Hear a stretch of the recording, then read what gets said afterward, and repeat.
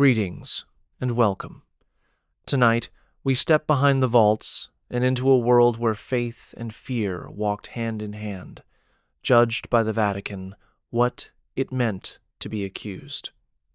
For centuries, under candlelit arches and behind carved wooden doors, ordinary lives were upended by whispered rumors, theological debates, and the weight of divine authority.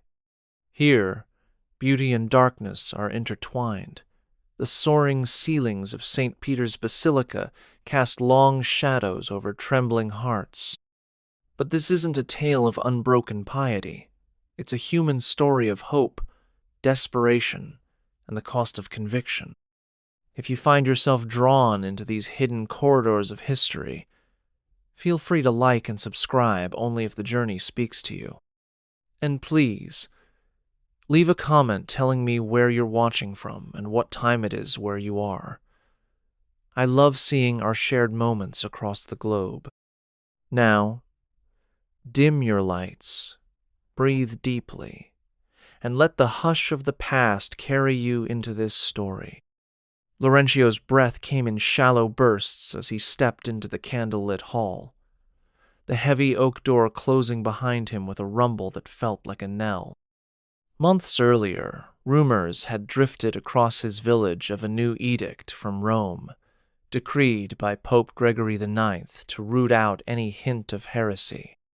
But he had never imagined such shadows would touch his simple life as a miller's son. Now, standing beneath soaring arches painted with saints and angels, he felt the weight of every carved cherub gaze upon him. Before him, a tribunal of friars in somber robes consulted illuminated manuscripts and whispered into ink-stained quills.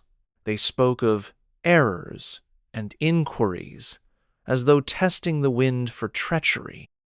Yet Laurencio could neither read those Latin phrases, nor understand why his confession of a private prayer to the Blessed Virgin might be twisted into a crime. Somewhere behind the flickering light, the echo of distant bells reminded him that this tribunal answered not to his bishop, but directly to the Holy See. The air smelled of incense and wood smoke, of holiness and foreboding in the same breath. In the days to come, he would learn that a single anonymous accusation, a letter, sealed with a mysterious symbol, was enough to summon him here. Mercy and suspicion danced together in the Inquisitor's eyes as they awaited his answers. What books did he possess? Whose company had he kept? What did he whisper in the dark hours before dawn? Every hesitation could be recorded as evidence, and every confession might earn him a slender promise of pardon, though few ever emerged unscarred. As the first quill scratched against vellum, Laurencio realized that he had crossed an invisible lineone that separated ordinary life from a realm where faith could condemn as easily as it could save. A soft tap at the window shattered Tommaso's restless slumber, drawing him from fevered dreams of horseshoes and molten iron. As the village clock struck an unexpected hour, he rose and peered into the moonlit yard, where two figures stood in the plain habit of a Franciscan friar, the other a silent scribe clutching parchment and quill. The friar's lantern cast trembling shadows across the cobblestones, illuminating Tommaso's workshop door and the heavy leather satchel he was expected to bring. Barefoot and clothed only in his nightshirt, he approached in confusion, heart pounding with dread. No resident of Montefalco had ever been summoned by the Holy Office in the dead of night, yet here stood his invitation, sealed with the scarlet cross of the Inquisition. Outside, the cicadas fell silent as he was led through silent alleys toward the bishop's palace, now repurposed as a temporary tribunal. Each step felt heavier than the last, as though the cobbles themselves sought to slow his progress. Within the grand hall, oil lamps flickered against frescoed walls depicting Christ's trials, their painted eyes seeming to follow his every movement. The friar spoke in muted tones of a rumor. Tommaso's recent carving of a saint beautiful to behold had raised suspicion when a passing pilgrim claimed the features resembled those of a condemned witch. Tommaso protested that his chisel had served only devotion, yet the inquisitor's gaze tested the sincerity of every word and the conviction behind every prayer. As dawn's first gray light began to seep through arched windows, Tommaso found himself seated before a heavy desk strewn with testimonies and letters from neighbors who whispered of strange lights around his forge. His own apprentices sat in the gallery, faces dutifully set, uncertain whether they were witnesses or co-accusers. The friar's promise of leniency, if he confessed to conjuring spirits, clashed with the miller's widow's plea for mercy, should he swear innocence. All around him, the tribunal balanced mercy and suspicion in equal measure, each syllable weighed like gold against the fear that a single misstep might condemn him. An uneasy hush fell over the courtyard as villagers gathered in small knots, their hushed voices weaving rumors like cobwebs in the dusk air. Behind closed shutters, mothers shushed children, wary of the black-robed emissaries who moved among them with solemn purpose. In every marketplace, tavern and candlelit kitchen, questions fluttered. Who had sent the secret tip? Why had a neighbor's words carried the weight of papal authority? For an accusation to take root, only a single thread was needed: a whispered suspicion, a misinterpreted gesture, a jealous competitor's sly whisper. The inquisitorial process began long before any tribunal convened. It germinated in shadows, nurtured by fear and the promise of reprieve for informants who named names.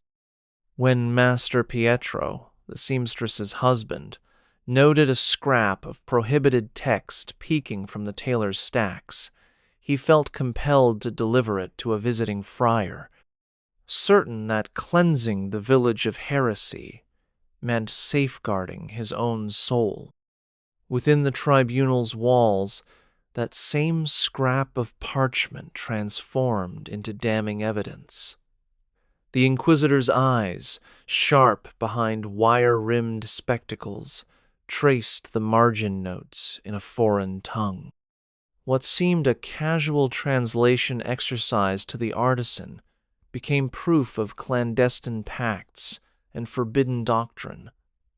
As clerks transcribed testimonies by candlelight, each turn of phrase carried consequence. He spoke lightly of St. Paul's epistles, mutated into he questioned apostolic authority. The accused seldom saw the full dossier. They heard only selective readings meant to unsettle them, to break their resolve. With every denial or murmur of innocence, the inquisitor weighed their words against the silent chorus of villagers whose loyalty had been traded for the promise of a quiet conscience. Behind the heavy oaken doors, the machinery of accusation thrummed interviews conducted in narrow cells, secret depositions taken from frightened children, confessions elicited through the gentle promise of lighter sentences. By the time the accused faced the bench, the narrative had long been written. Their role was to inhabit it, to recite the lines assigned by fear and by those who wielded papal power. And with each misstep, the tribunal closed in, its verdict poised to transform life into legend, innocence into guilt, and every neighbor into a witness against you. When Brother Anselmo stepped into the vaulted chamber, he carried more than his black habit bore the weight of papal authority in every measured gesture. Unlike the villagers who whispered of fear and rumor, he understood that theology and law intertwined here like threads in a single tapestry. Trained at the great university in Paris, he had pored over tomes of canon law and debated the nature of sin beneath candlelight.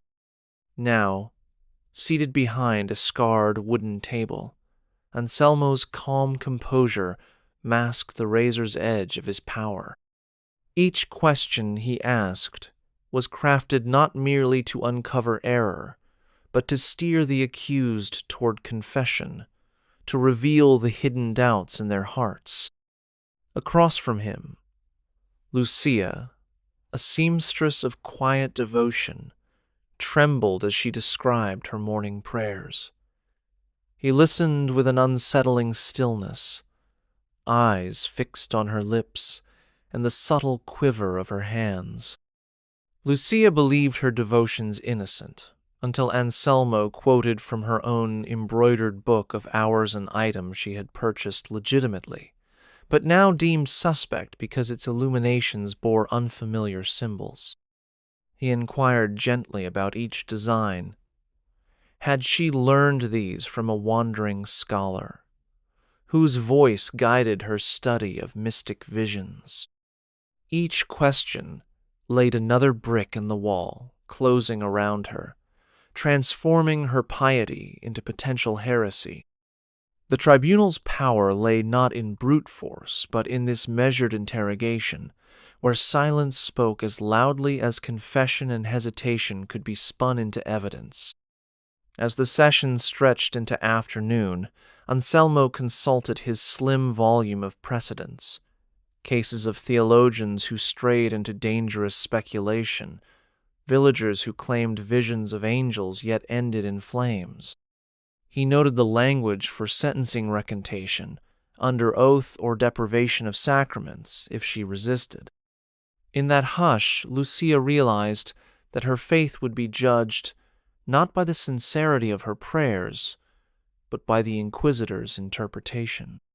When Anselmo finally offered her a choice admit error and receive the Church's mercy, or persist and face harsher judgment, the world narrowed to the weight of his words.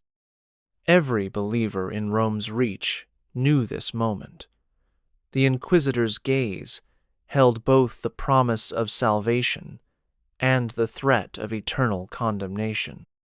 A faint whisper of turning vellum traveled through the corridors of the papal archive, where candlelight gleamed on rows of leather-bound volumes and scrolls penned in fading inks.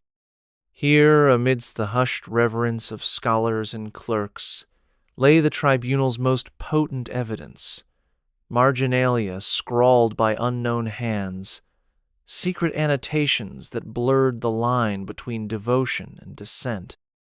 When Brother Matteo, the tribunal's chief archivist, produced the slim codex in question, its cover cracked like a confession. He slid it across the oak desk toward Isabella, a former novice now accused of unorthodox study, and watched her face pale as she read the tiny, looping script she had once admired for its beauty. Her own careful notes on scriptural interpretations had become chains of implication. Within these silent chambers, every dot and flourish carried weight. Matteo recalled how he had discovered a hidden prayer beneath the protective wax seal of a wealthy widow's missal. The prayer invoked visions not of saints, but of celestial beings whose names did not appear in official liturgies. To most readers, it was a harmless flourish of mystic devotion. To the inquisitor, it was a declaration of secret pacts. As Isabella attempted to explain that her notes were merely personal reflections and attempt to deepen her faith, Matteo catalogued each line in meticulous Latin. He knew that once entered into the tribunal's registry, the scribbles would follow her like shadows, cited as proof of clandestine beliefs. Outside, the city stirred with rumors of this scriptorium's power. Rumor spoke of midnight visits by the tribunal's agents to monasteries and convents, seizing manuscripts under orders from Rome. Local scribes whispered that even an innocent doodle in a prayer book could summon the friars' lanterns to your door. Inside the archive, Isabella felt those lanterns burning bright within every word recorded against her. As Matteo closed the codex and clicked the clasp shut, he understood the duality of his calling, preservers of knowledge and instruments of judgment. In this place, history and heresy shared the same pages, and the beauty of the written word became a weapon wielded by voices hidden behind quills. A solitary torch flickered in the narrow corridor as Rosa descended the spiral staircase into the tribunal's prison, her heart hammering with every echoing footstep. The cell door creaked open to reveal a dimly lit chamber where stone walls oozed dampness and straw lay thick upon the floor. Here, the accused awaited judgment, their bodies gaunt from days spent in isolation, cut off from the sunlight that once warmed their chores and prayers. Rosa, a healer accused of tending to bodies deemed cursed, gasped as she recognized fellow villagers huddled in silent despair. Their once vibrant eyes had dulled beneath the burden of suspicion. Guards guided Rosa into a small alcove, where she momentarily traded her nightgown for rough linen and was handed a bowl of stale bread and water. There, in the stale air, whispers traveled swiftly. Master Lorenzo had broken under questioning and named her as a practitioner of forbidden arts to save his own skin. Though the official register called it protecting his soul, the common tongue spoke of betrayal. Rosa pressed her palms against the cold stone, recalling how her hands had soothed fevers and bound wounds, never imagining that those same hands might be read as evidence of unholy collusion. Each breath tasted of fear and damp stone, a mingling of hope eroded by the endless hours of waiting. Beyond her cell, the tribunal's machinery ground on. Guards delivered letters and petitions to be examined. Monks in plain robes spoke in low tones about the merits of the case, and the distant echo of quills scratching against parchment reminded her that every whispered word was recorded. In this subterranean world, mercy and condemnation coexisted in fragile balance. Mercy for those who confessed, condemnation for those who held fast to innocence. As dawn threatened to break the night outside, Rosa sat on the edge of her straw pallet, eyes fixed on the sliver of sky visible through a narrow window high above her head. When her name would be called, she would stand once more before the judges whose decisions rested on accusations made in daylight and confessions extracted in darkness. But until that moment, the iron bars stood between her and freedom, a silent testament to the power of suspicion and the fragile line separating faith from fear. Marcellus knelt before the stone bench as the senior inquisitor recited an oath so solemn that each word seemed carved into the cold air.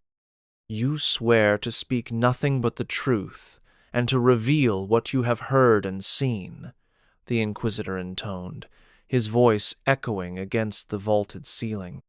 Across from him, young witnesses pressed their lips together, hands trembling as they raised 3 fingers and repeated the vow in hushed tones. Bound by that pledge, they became both instruments of justice and prisoners of fear, unable to confide even in the closest kin. The oath transformed confidants into sentinels of suspicion, each secret shared beneath its weight forever sealed by ecclesiastical order. Within the tribunal's inner chamber, scribes recorded every syllable with ink barely dry, as devotion and dread intertwined in the flicker of candlelight. A mother who had comforted her daughter's visions now hesitated to speak, recalling the Inquisitor's strict warning. Any concealment of knowledge will be deemed complicity. The mother's memories, once sacred whispers between parent and child, turned into liabilities under this mandate. Even a friendly greeting or an innocuous remark could be cast as evidence of deeper conspiracy. As each witness testified, their voices trembled between gratitude for salvation and terror of reprisal. Once freed from the oath, they would carry its weight for life. Outside the chamber, rumor grew like wildfire. Neighbors avoided one another in the streets, fearful that a word of sympathy might bind them to the same silence. Market vendors spoke in code, glancing over shoulders before passing gossip through veiled language. Yet despite the fear, some found courage in the oath's promise of divine accountability. They believed that truth sworn before God and man could shatter the web of lies spun by malicious tongues. Within the tribunal, the Inquisitor judged the value of each testimony, weighing sincerity against the faintest tremor in a witness's voice. By the time Marcellus emerged, sweat staining his forehead, he carried with him the paradox of the oath, a vow meant to uncover truth, but powerful enough to shape fate. With his testimony sealed by divine mandate, he would either become an advocate for mercy or a herald of condemnation. In that moment, he understood the delicate balance maintained by that sacred promise, where words sworn in confidence could liberate souls or condemn them forever. Candles sputtered against the draught, seeping through the tribunal's narrow windows as Brother Pietro unrolled a collection of parchments on the oak table before him.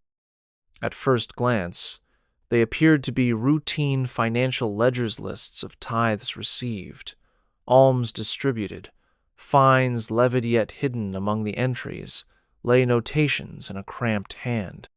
A line beside the widow's donation read mysteriously, "For counsel with the stranger." A marginal superscript beside a baker's alms hinted at midnight meetings. Each cryptic remark carried more weight here than any shouted confession, for these annotations suggested secret gatherings and whispered pacts beyond the church's gaze. Pietro knew that such veiled references could tip scales toward guilt or innocence with a single stroke of his quill. As the accused were summoned to view these records, their disbelief rippled through the chamber. Sister Beatrice, once revered for her charity, gasped as she recognized her own handwriting scrawled in a cramped, urgent script beside references to forbidden texts. She pleaded that those notes were private reflections meant for her journal, never intended to serve as evidence. Yet the Inquisitor's deputy merely nodded and had a clerk read aloud the passages, each word echoing like a damning verdict. The ledger's quiet murmurs had become a thunderclap at her door. Pietro closed the scrolls and felt the weight of his role as archivist, who unearthed secrets not meant to see daylight. Outside, the whispers of villagers spoke of his impartiality, even as they feared the reach of those dusty ledgers. He understood that evidence in these archives could be as dangerous as any tortured confession, for it transformed personal papers into instruments of trial. Each parchment bore dual lives, one in the minds of its authors, the other in the hands of inquisitors. The margin notes and folded corners that once held private prayers now served as coordinates on a chart of suspicion. By the time the tribunal adjourned for the day, Sister Beatrice stood between release and condemnation, her fate tied to lines written in secrecy. Pietro extinguished the candles, leaving the parchments to rest in darkness. He knew that come dawn, those same lines would resume their power to condemn or absolve, their shadows stretching across lives, caught in the balance between truth and fear. In the hush before dawn, when lanterns cast jittering shapes across the stone walls, the tribunal called forth witnesses to testify about visions they claimed to have seen, shadows flickering at the edge of their hearthlight, figures gliding through the mist with hollow eyes and whispered voices. These testimonies, known as spectral evidence, carried a peculiar weight because they pierced the boundary between the visible world and the realm of spirits. When Master Giordano, a humble farmer, admitted that he had beheld a woman's silhouette drifting among his sheep at midnight, the Inquisitor's scribe leaned forward, quill poised to record every tremor in his voice. Giordano swore that the figure had spoken his name, beckoning him into darkness. Such an encounter, he believed, proved the accused's communion with demonkind. Though no living soul had corroborated the sight, the tribunal accepted spectral testimony as proof that unseen forces conspired against the faithful. In this charged atmosphere, the line between genuine despair and calculated rumor blurred. A frightened child might describe a phantom's laughter after being reprimanded, and that innocent cry could become evidence of devilry. Accused individuals found themselves forced to defend not only their deeds, but the very sanctity of their memories. Some recanted stories of holy visions, rather than risk being branded heretics for claiming divine communion. Others wept at the injustice of being judged by events beyond human proof. As parchment filled with these spectral accounts, the tribunal's power grew in silence and shadow. Behind the carved benches, theologians debated the legitimacy of such evidence, even as they wielded it to secure convictions. Outside the chamber, the village awakened under the weight of these unseen testimonies, neighbors glancing at one another with suspicion in their eyes. For those called before the tribunal, the specters that haunted their homes became more than apparitions. They were instruments of papal authority, whispers of accusation that no amount of daylight could ever fully dispel. In the hush of the interrogation chamber, where the scent of incense mingled with fear, every promise felt weighted with both hope and dread. When Pietro was brought in, his wrists raw from hours of waiting, the Inquisitor offered him a slender mercy. Confess to harboring doubts about sacred teachings, and he would be spared the harshest punishments. Speak truth and align your soul with the Church, the friar intoned, voice gentle yet firm, as though guiding a penitent back into the fold. Pietro's heart leapt at the prospect of a lighter sentenzano public penance.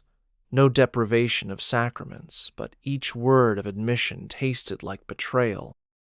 Outside, he had heard tales of those who confessed only to secure release, only to be watched and shunned for the rest of their days. Yet before him lay a stark alternative. Refuse to speak and endure endless nights of questioning, the rack standing ready in a dark corner, its iron grip whispering promises of revelation. As the quill hovered above the parchment, Pietro weighed the cost of his sincerity against the terror of what might follow defiance. Each hesitation drew a mental line between his private faith and the Church's demand for conformity.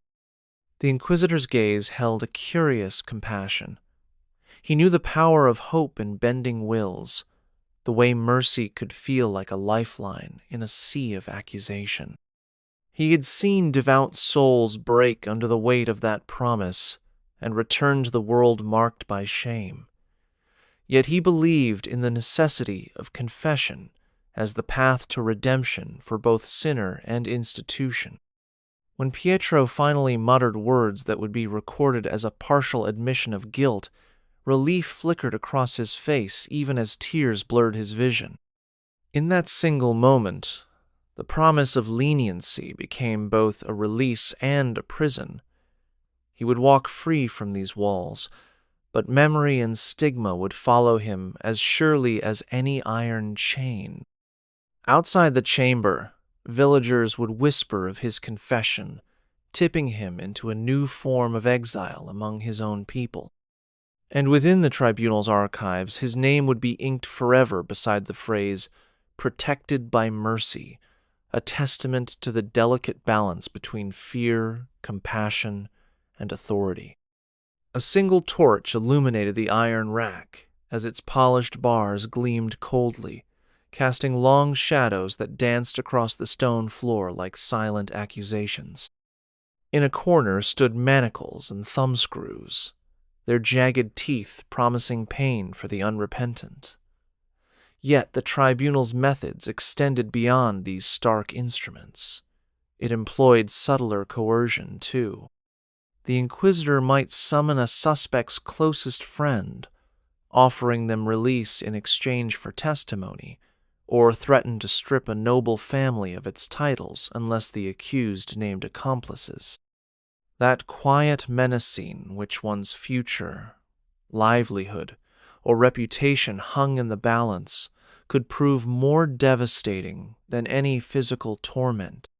When young Fabio, the blacksmith's apprentice, faced questioning, he found himself staring at two paths: endure the rack's slow extension of limbs, or watch his master's forge seized and his betrothed shunned by the guild.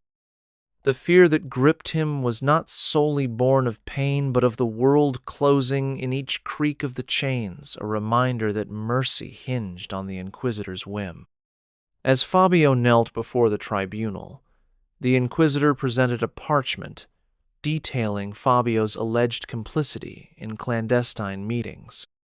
"Agree to name those who conspired with you," the friar suggested softly, "and your family will be spared further scrutiny."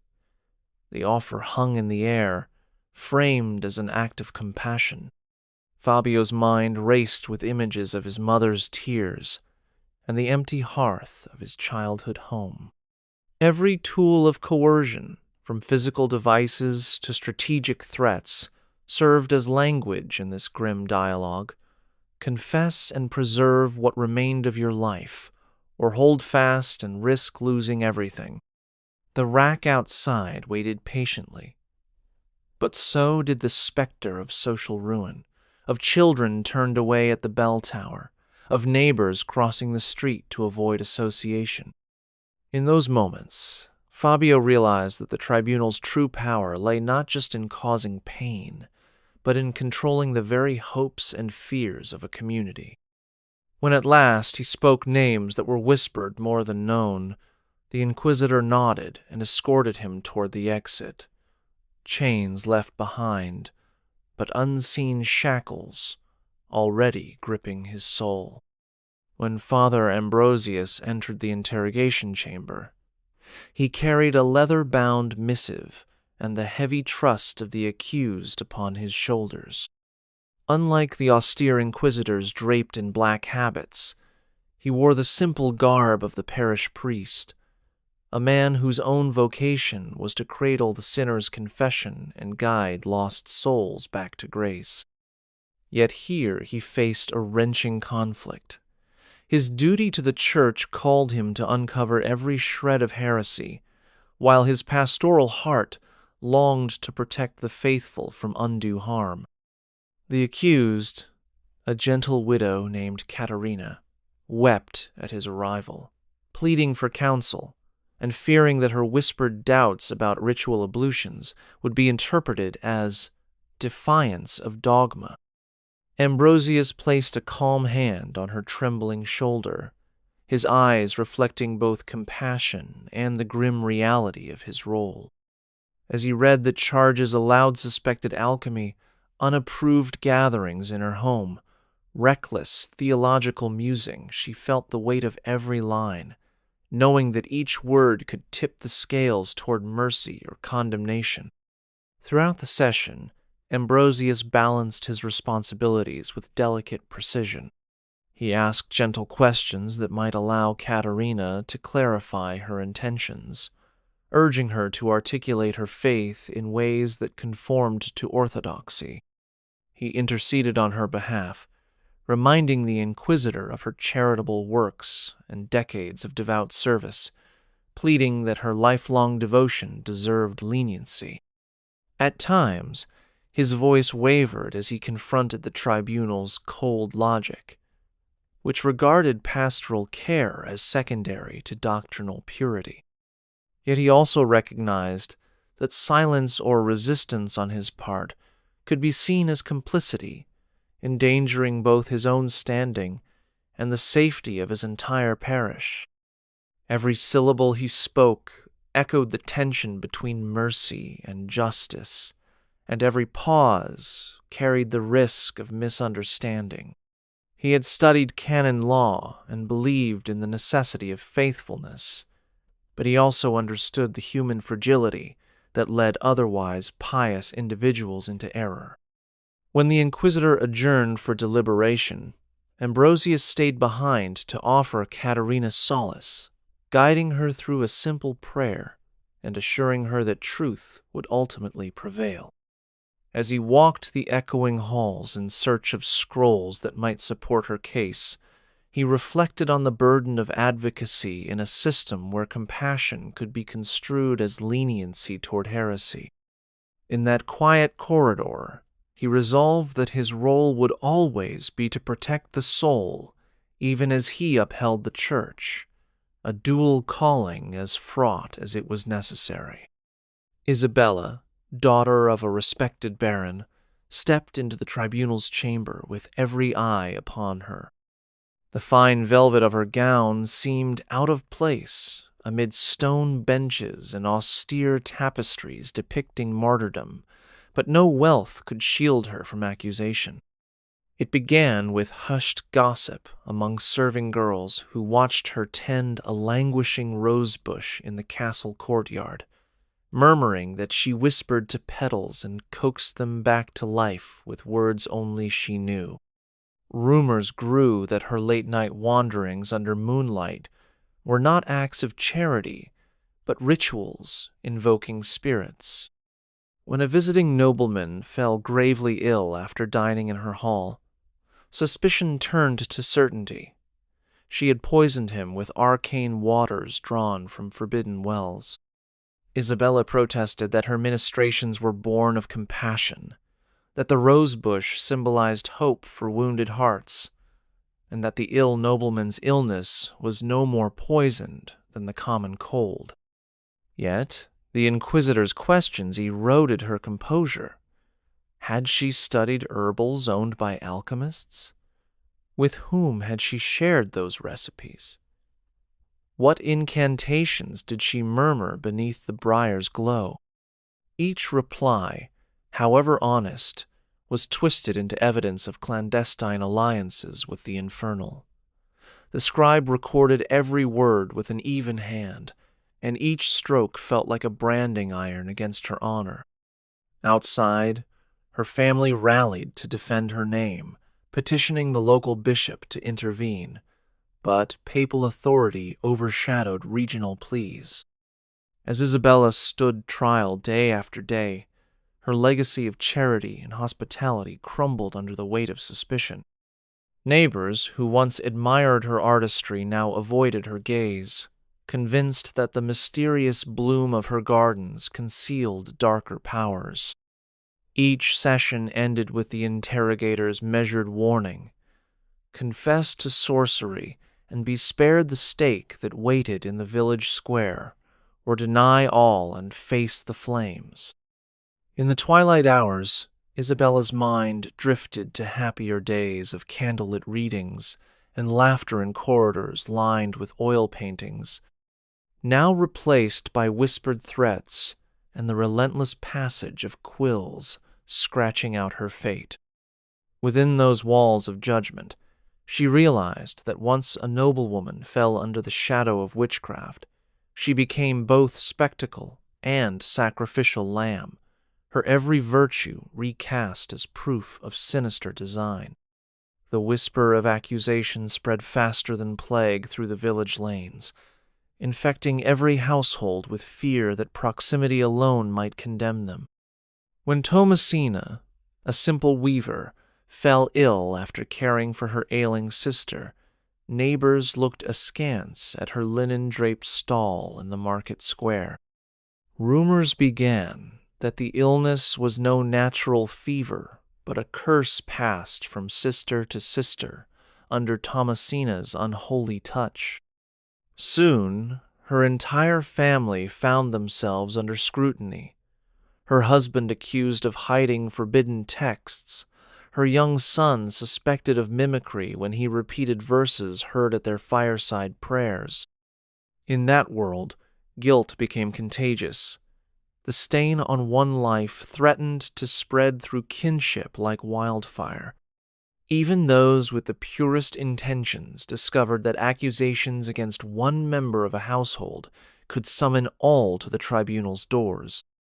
The Inquisitor's deputies, guided by the edict of collective responsibility, knocked on every door linked by blood or marriage, demanding confessions of complicity.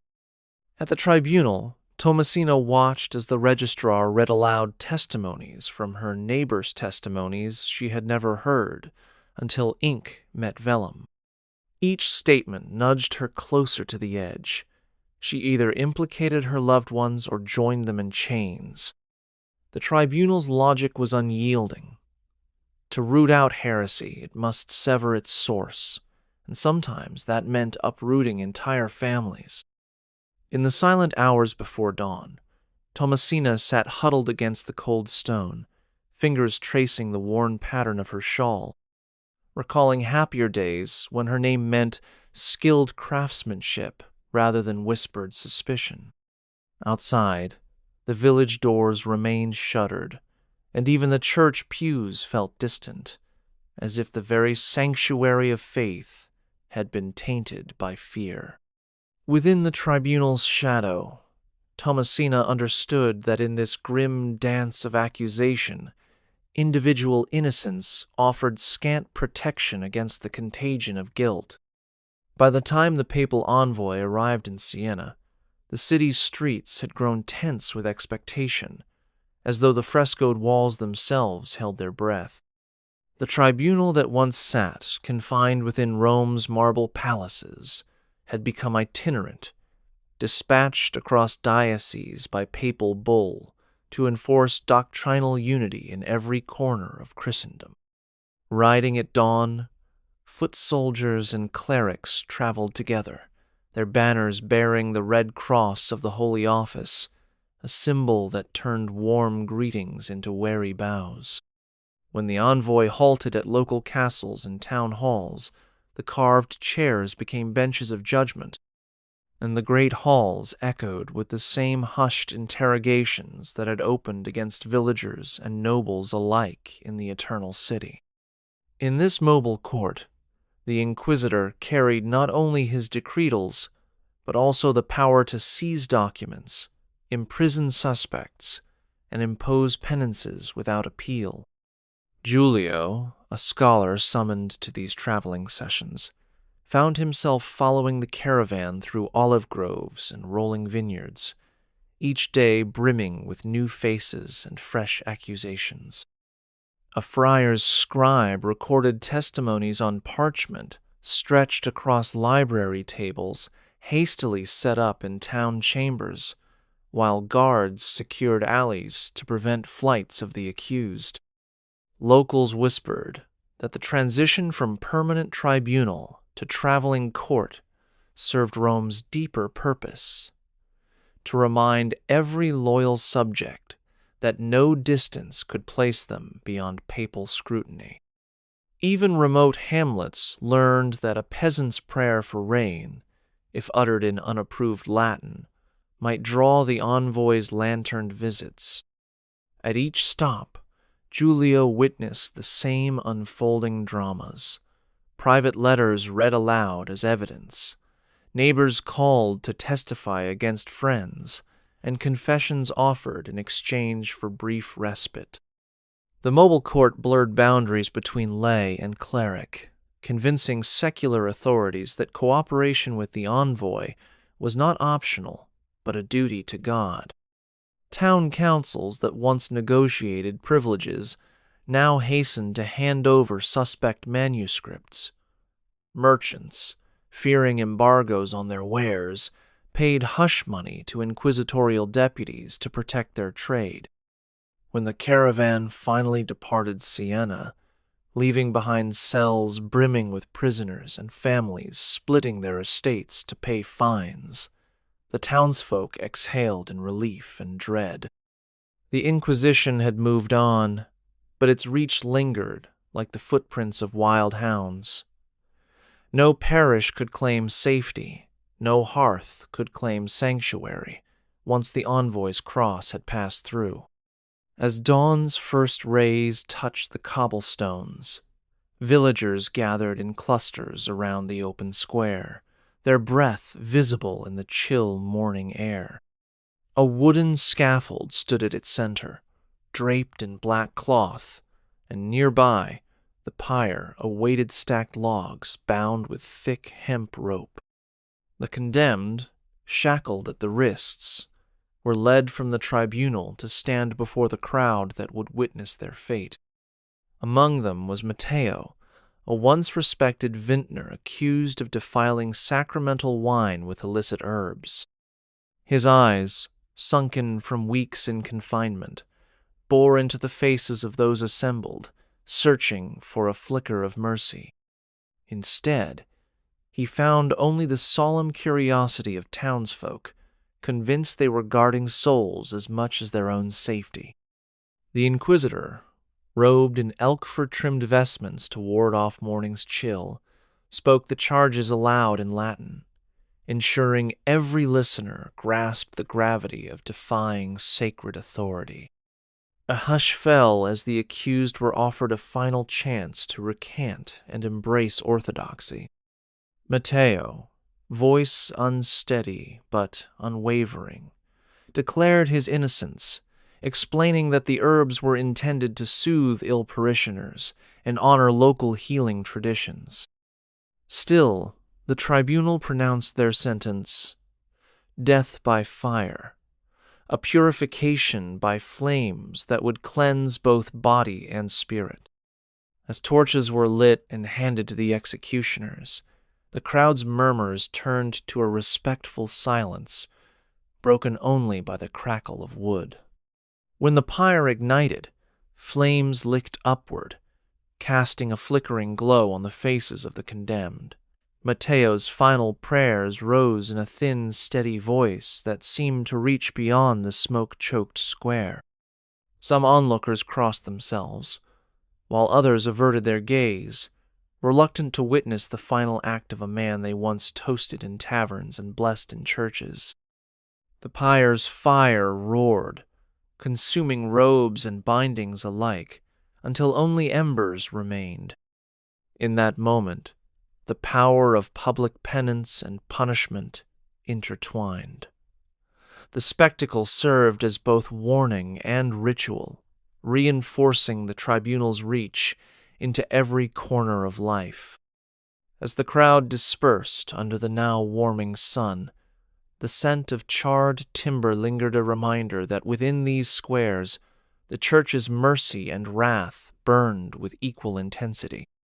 Night had settled over the dungeons when Paolo, the tribunal's chief jailer, made his slow rounds.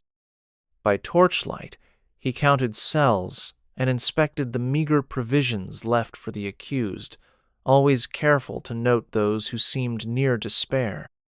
Paolo had served the Holy Office for over 2 decades, yet each face he passed reminded him that cruelty could live behind the most pious veneer. On this evening, he paused before the cell of Beatrice, accused of smuggling forbidden letters. Her hands were raw from clutching cold iron bars, and her eyes carried a quiet plea. As he unlocked the door to deliver a scrap of bread, she whispered her true name and the name of her lover, details she hoped would remain unrecorded, but knew might seal her fate. Paolo slipped a folded scrap of parchment through the bars, on which he had written a secret, an upcoming hearing scheduled for dawn, and a brief note of encouragement. His act defied the Inquisitor's strict rules, yet his conscience urged him to shelter what humanity he could within these stone walls. Over the weeks, he had come to know each prisoner's story.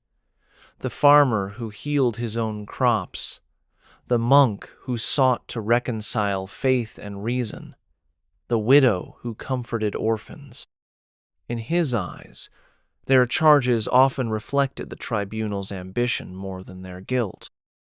By keeping their confidences, Paolo became a hidden lifeline between the condemned and the outside world, risking his position to offer solace. Outside the cells, the archivists and clerks believed the jailers merely enforced orders. They did not suspect that Paolo used his keys to transcribe private confessions or smuggle letters appealing for clemency to sympathetic patrons. In the silent pre-dawn, he shared morsels of news who had been spared, who faced torture which advocate might intervene. His subtle rebellion wove a fragile network of compassion within the otherwise impenetrable system. Yet Paolo knew that discovery would bring swift punishment, perhaps even the rack he saw each day in the shadows.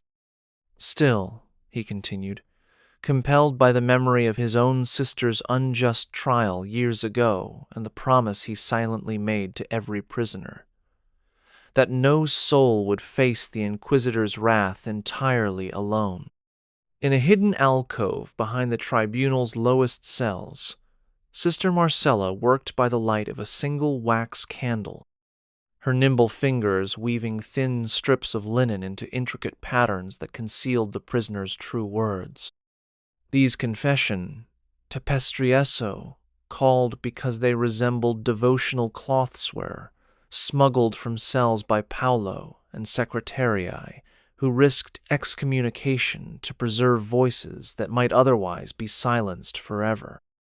Each tapestry bore coded imagery. A rose entwined with thorns signified a recanted testimony, while a twisted vine implied coerced admissions. The threads held more than pigment.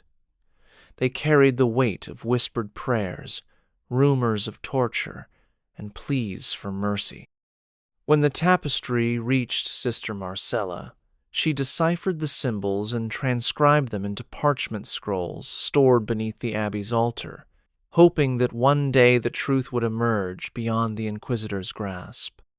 One such tapestry arrived bearing the mark of Luca, a scholar accused of heretical philosophy. In the pattern's border lay the motto he had taught his students in secret seminars: Sapientia liberat. By day, his lectures on natural philosophy were celebrated. By night, they were declared heretical. In his tapestry, Luca wove circles to represent the heavens, triangles for the Blessed Trinity, and a broken quadrant to denote the tribunal's interruption of his studies. Sister Marcella knew that if these tapestries were discovered, she would face charges of complicity. Yet she continued, convinced that safeguarding these hidden testimonies was a sacred Dutian act of spiritual resistance against a system that judged by pen and flame rather than grace. As the penitent's prayers slipped through linen and thread, the tapestries traveled under cloaks of silence to sympathetic clerics in distant dioceses. There, theologians compared them with official records, exposing discrepancies between forced confessions and private convictions. Though the process moved slowly and danger shadowed every courier's path, These clandestine archives became a lifeline for those who believed that justice might yet prevail.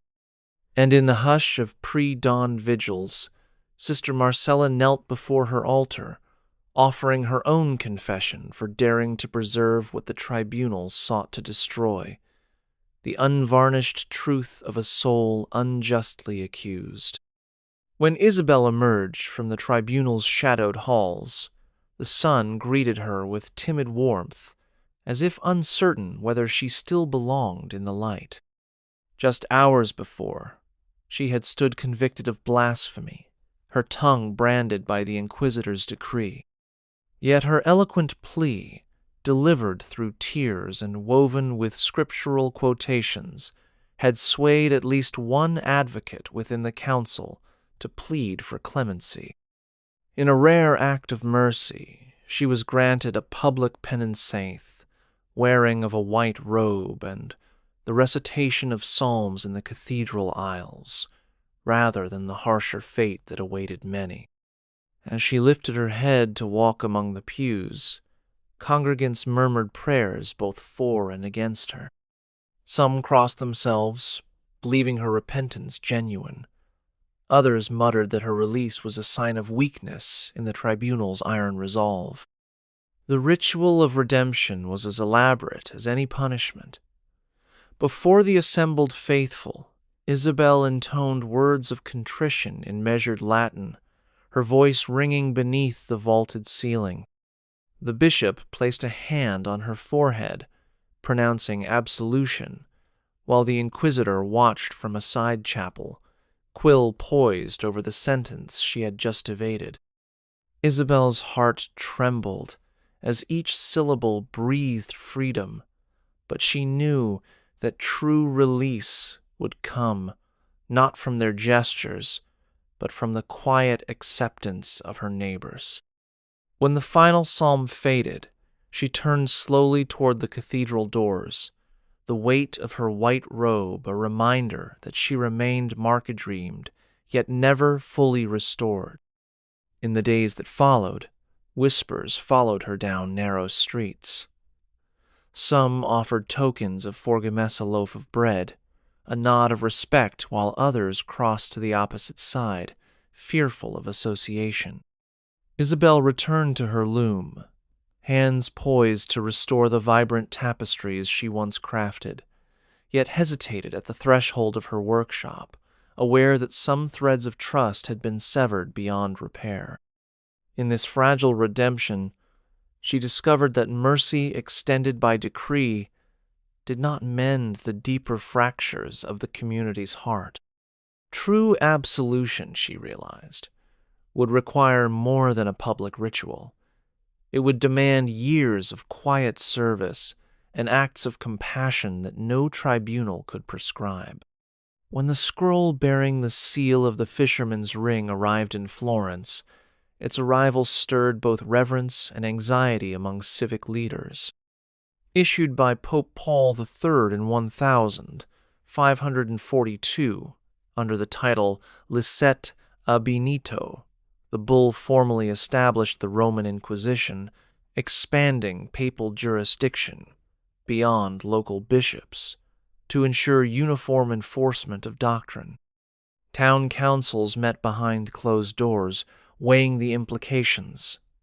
The authority to summon suspects, seize books, and impose sentences now rested with envoys who answered directly to Rome.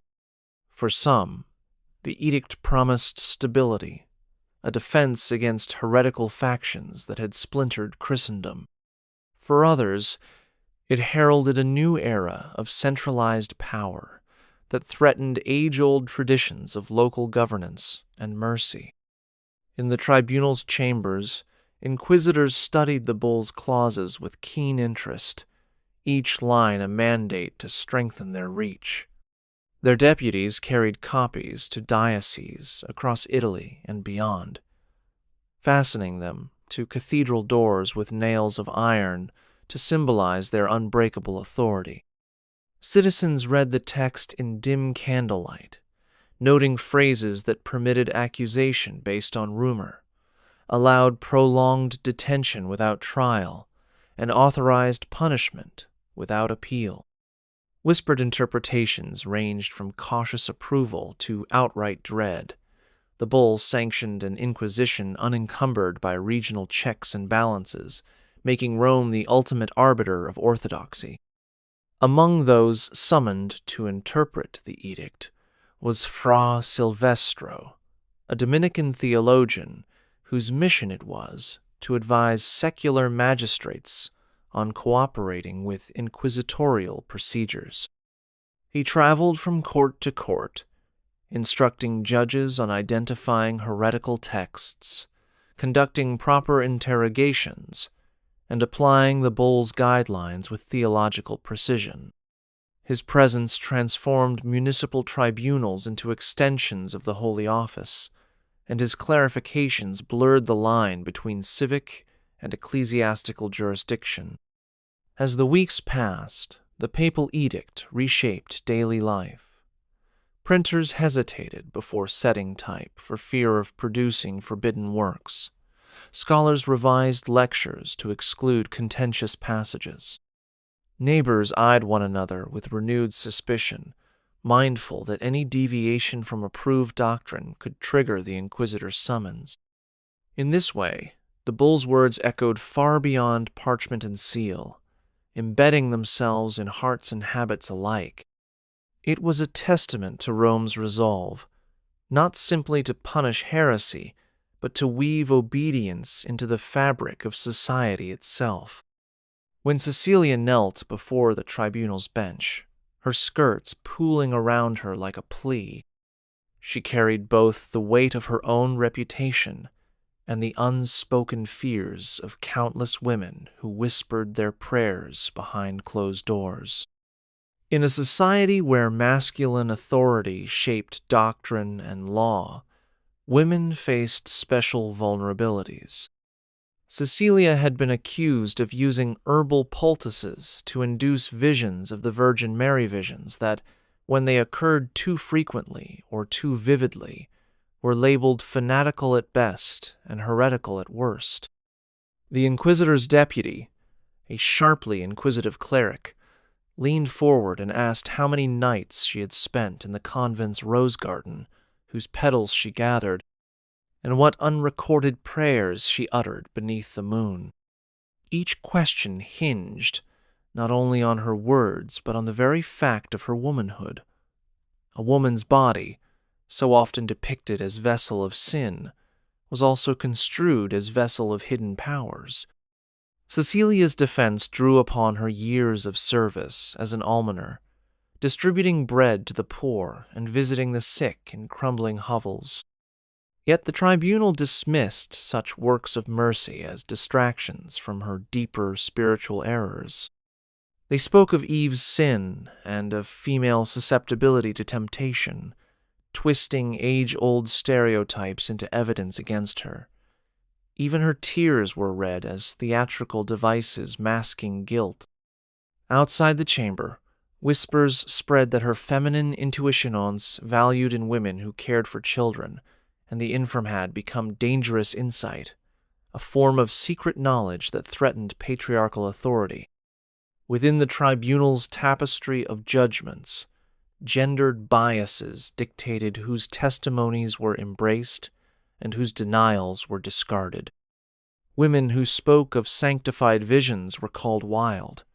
Women who fell silent were deemed cunning.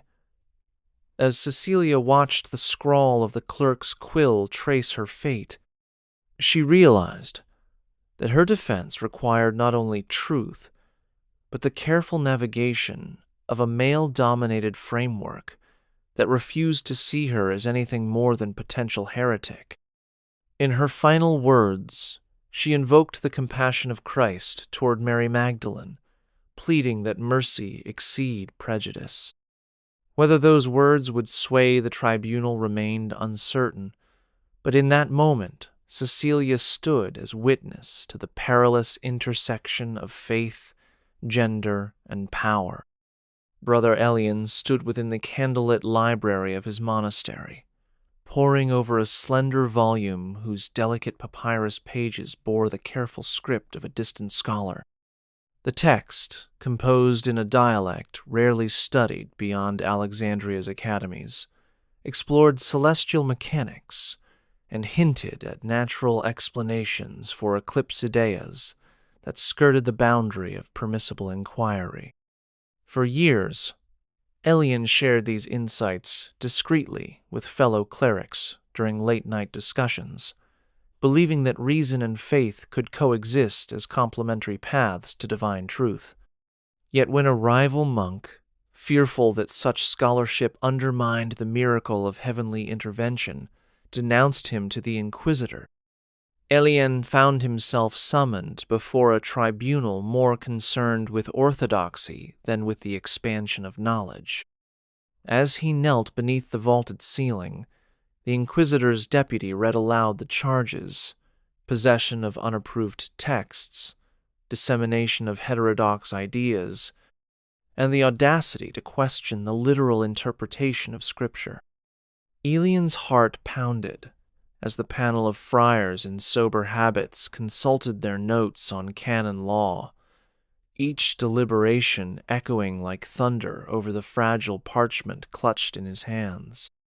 When the first question came, asking whether he had ever taught that the sun orbited the earth or that eclipses resulted from simple shadow, Elian replied with measured honesty.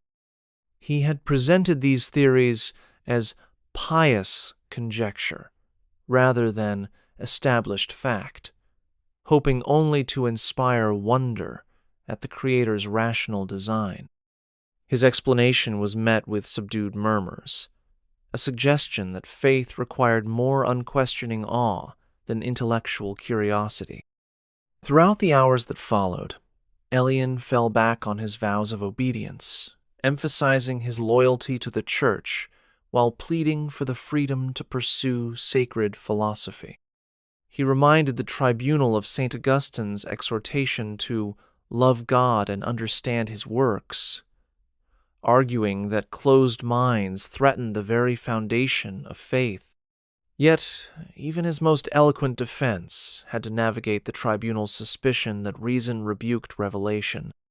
When the final verdict was pronounced a temporary ban on teaching and a mandate to relinquish his forbidden texts, Elian bowed his head, recognizing that his quest for knowledge had become both his heresy and his humanity.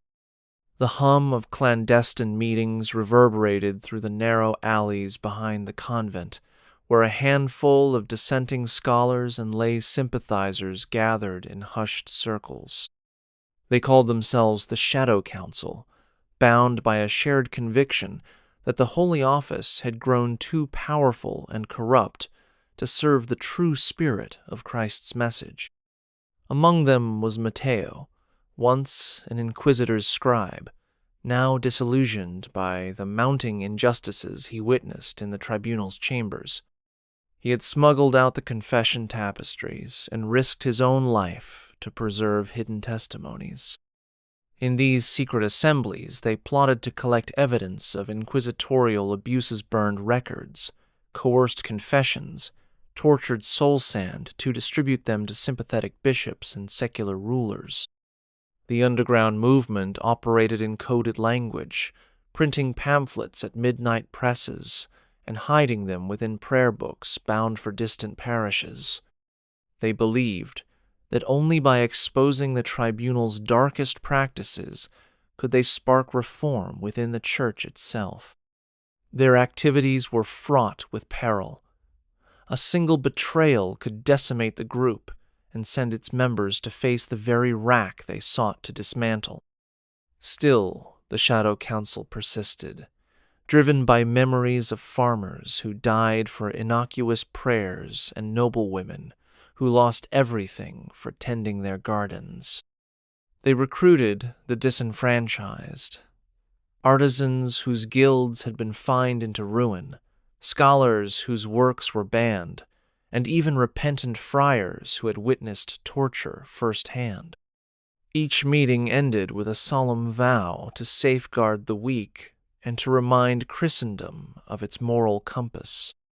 At the heart of this covert resistance, Matteo confronted his former colleagues in the Holy Office with anonymous letters detailing specific cases of abuse. He challenged them to reconcile their vows of service with the cruelty meted out in their name. Some within the tribunal received these missives with alarm, fearing scandal. Others dismissed them as heretical propaganda. Yet the seeds of doubt had been sown. Even within the vaulted halls of the Holy Office, whispers began to surface.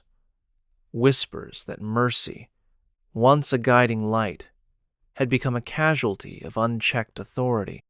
Dark clouds rolled over the hillside as the plague swept through the countryside, leaving entire villages bereft of life and hope. In the chaos of death and desperation, the inquisitors found fertile ground for new accusations. When Sister Juliana administered herbs and prayers to the afflicted, rumors asserted she had cursed the sick to watch their suffering. Villagers whispered that the sudden recovery of some patients was evidence of witchcraft, not divine mercy, while the deaths of others confirmed sinister intent. The Holy Office, eager to maintain order amidst panic, dispatched envoys to investigate, and soon Juliana stood accused of invoking demonic forces rather than holy intercession. Within the tribunal's makeshift cells, Sister Juliana faced testimonies from the dying and the fearful. A young boy claimed her touch had silenced his mother's fever, but haunted her dreams with voices urging him to betray neighbors. A recovered elder insisted that her prayers transformed his agony into ecstasy, a sign of unearthly power. These conflicting tales, woven from fear and relief, formed a tapestry of suspicion that the Inquisitor could interpret to suit his agenda. Juliana's own pleas of devotion and compassion fell on ears trained to hear only the faintest echo of heresy. While the plague ravaged bodies, it also infected minds with paranoia. Entire households found themselves under scrutiny, their kitchens searched for forbidden potions, their chapels examined for relics deemed too powerful. In the desperate hope for protection, some families willingly named neighbors as witches, trading accusations for promised immunity. The trilogy of pestilence, accusation, and confession became a grim ritual, each element feeding the next. When Juliana finally recanted her practices and swore fealty to the tribunal's stringent doctrines, she was released but not healed in spirit. The plague had devoured her community's trust, and the tribunal's intervention had torn apart the fragile bonds of compassion she once embodied. In the aftermath, the village lay scarred not only by loss of life, but by the memory of how quickly fear could transform healing into heresy. Beneath the vaulted ceilings of his shop, Lorenzo dusted shelves lined with leather-bound volumes, each bearing the patina of age and the promise of forgotten knowledge. He traded in rare manuscripts, salvaged from sunken galleys and abandoned monasteries, believing that these texts in philosophy, medicine, and geometry could illuminate the world's mysteries. Yet when rumors reached the Holy Office that his inventory included treatises condemned by the Sorbonne and papal decrees, inquisitorial deputies descended upon his shop at dawn. Lorenzo watched helplessly as they upended crates, scattering vellum and ink across the floor, their harsh voices echoing through the silent city streets. What he had collected in the name of scholarship was now branded instruments of sedition, capable of leading readers astray into heretical speculations. Summoned before the tribunal, Lorenzo stood cluttered by opened folios, pages fluttering like trapped birds. The inquisitor's deputy recited passages in Accusatory Tonusa's section on lunar influence in healing, a diagram of the Earth's rotation each presented as proof that Lorenzo sought to undermine church teachings. When Lorenzo explained that these works were preserved for posterity and study, not for public dissemination, the tribunal dismissed his defense as naive at best and dangerous at worst. Silence filled the chamber as the inquisitor weighed his fate, confiscation of his entire collection, and a prohibition on bookselling or admission of guilt that might mitigate harsher punishment. Lorenzo pleaded for a chance to appeal to learned theologians who could assess each work's value, but the tribunal, eager to set an example, refused. The verdict arrived with the clang of a gavel. His shop's contents were to be burned, and his license revoked. As the deputies lit the pyre of texts in the square, Lorenzo stood among townsfolk who watched both in awe and sorrow. Each flame consumed centuries of human curiosity, turning knowledge to ash. In that moment, the power of ownership and preservation collided with the tribunal's demand for doctrinal purity. Lorenzo's loss became a warning. Even the noblest pursuit of learning could be judged a crime. The inquisitor's power did not rest solely on robed friars and iron chastisements, but on a vast network of spies and paid informants whose keen eyes roamed villages and cities alike. It was said that the walls themselves whispered secrets, for no conversation, however casual, escaped the notice of those who served the tribunal. Giovanna, a street vendor known for her quick wit and sharp tongue, found herself enlisted as a confidential informant after reporting a neighbor's offhand critique of papal authority. In exchange for small coin and assurances of protection for her children, she wandered market squares and taverns, her ear ever tuned for hushed remarks that might spell her quarry's downfall. Each name she supplied under the tribunal's seal carried the promise of further payments and continued safety for her family, yet also the weight of betrayal that gnawed at her conscience. Across the cobbled lanes, Master Aurelian employed a more formal approach. As the local notary, he gained access to wills and contracts, inspecting marginal notes and annotations for evidence of heterodox sympathies. His ledger became a tool of accusation, for any mention of unapproved texts, unsanctioned gatherings, or disparaging comments about sermons could catalyze a summons. Though his role seemed legitimate, Aurelian understood that his duty had shifted from recording trades to uncovering souls. Each notation he flagged was relayed to inquisitorial deputies and entered into dossiers that determined whether an accused faced leniency or the full severity of canonical judgment. The tribunal's reliance on informants created a climate of mutual suspicion. Friends eyed one another with caution, unsure whether intimacy might be recorded as intimacy with sedition. Families grew fractured when a hired hand named his master's son for playing clandestine music considered unacceptable by the church. Even clergy found themselves under scrutiny, for no sanctuary existed from a network that pried beneath vestments into matters of private belief. The veil between public pronouncements and private thoughts grew thin, as quartered confessions and baptismal registers were cross-referenced with gossip gleaned at midnight hearths. Yet the network of eyes carried risks for the inquisitors as well. Some informants, driven by bitterness or greed, submitted false accusations to settle personal vendettas. Innocents were ensnared by malicious rumors, their livelihoods destroyed before any formal trial. When the tribunal later uncovered fabrications, it faced embarrassment and calls for reformingly to reinforce the necessity of stricter oversight. In that tangle of loyalty, fear, and deceit, the true cost of maintaining power revealed itself. A society undone from within by the very instruments it created to protect itself.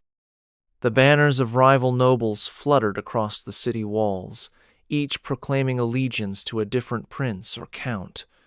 Yet under the tribunal's shadow, politics took on a darker hue.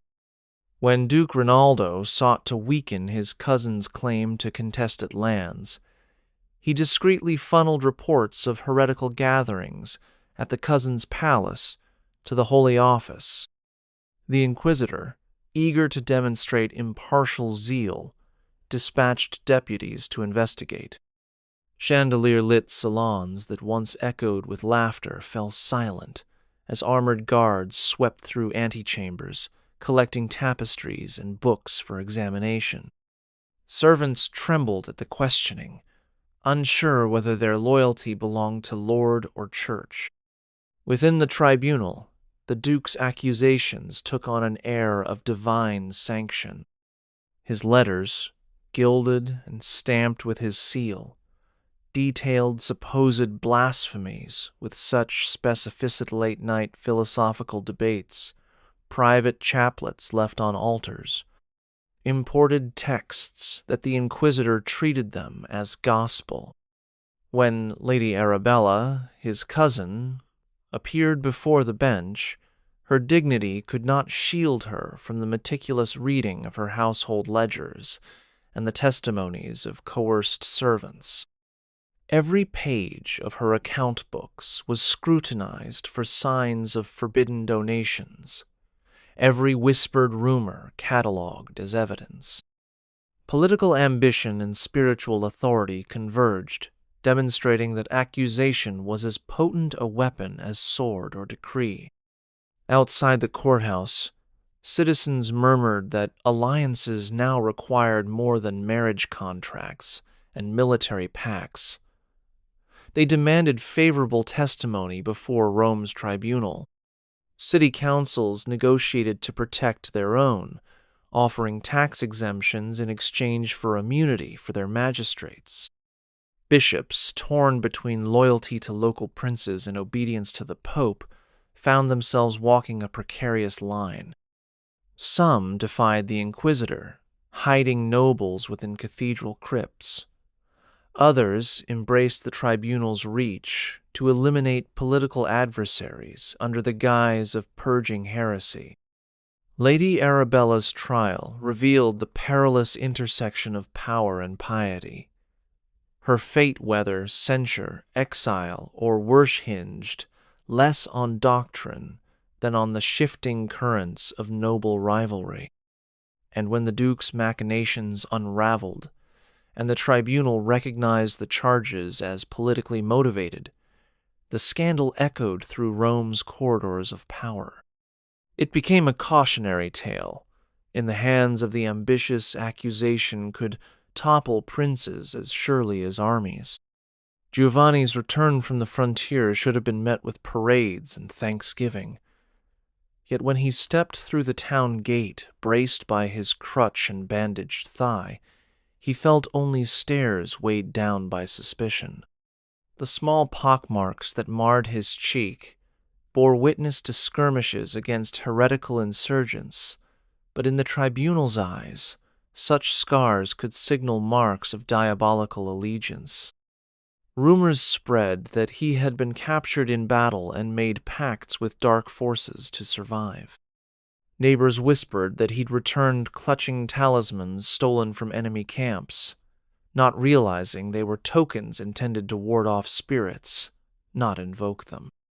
When the summons arrived sealed with the Inquisitor's red cross, Giovanni realized that the battlefield had followed him home. At the pretrial hearing, a friar recited testimonies from villagers convinced that his limping gait resembled the cursed walk of the possessed, and that his nighttime visits to the chapel were clandestine rituals. Giovanni protested that his wounds were sustained in loyal service to the Church's cause, that the leather pouch he carried held only garlic and blessed salt meant to protect him against plague, not infernal powers. Yet each explanation was reframed as evidence of secret ceremonies, each tear as proof of devilish fear. As he stood before the panel, his uniform even stripped of insignia hung upon him like a second skin charged with perfidy.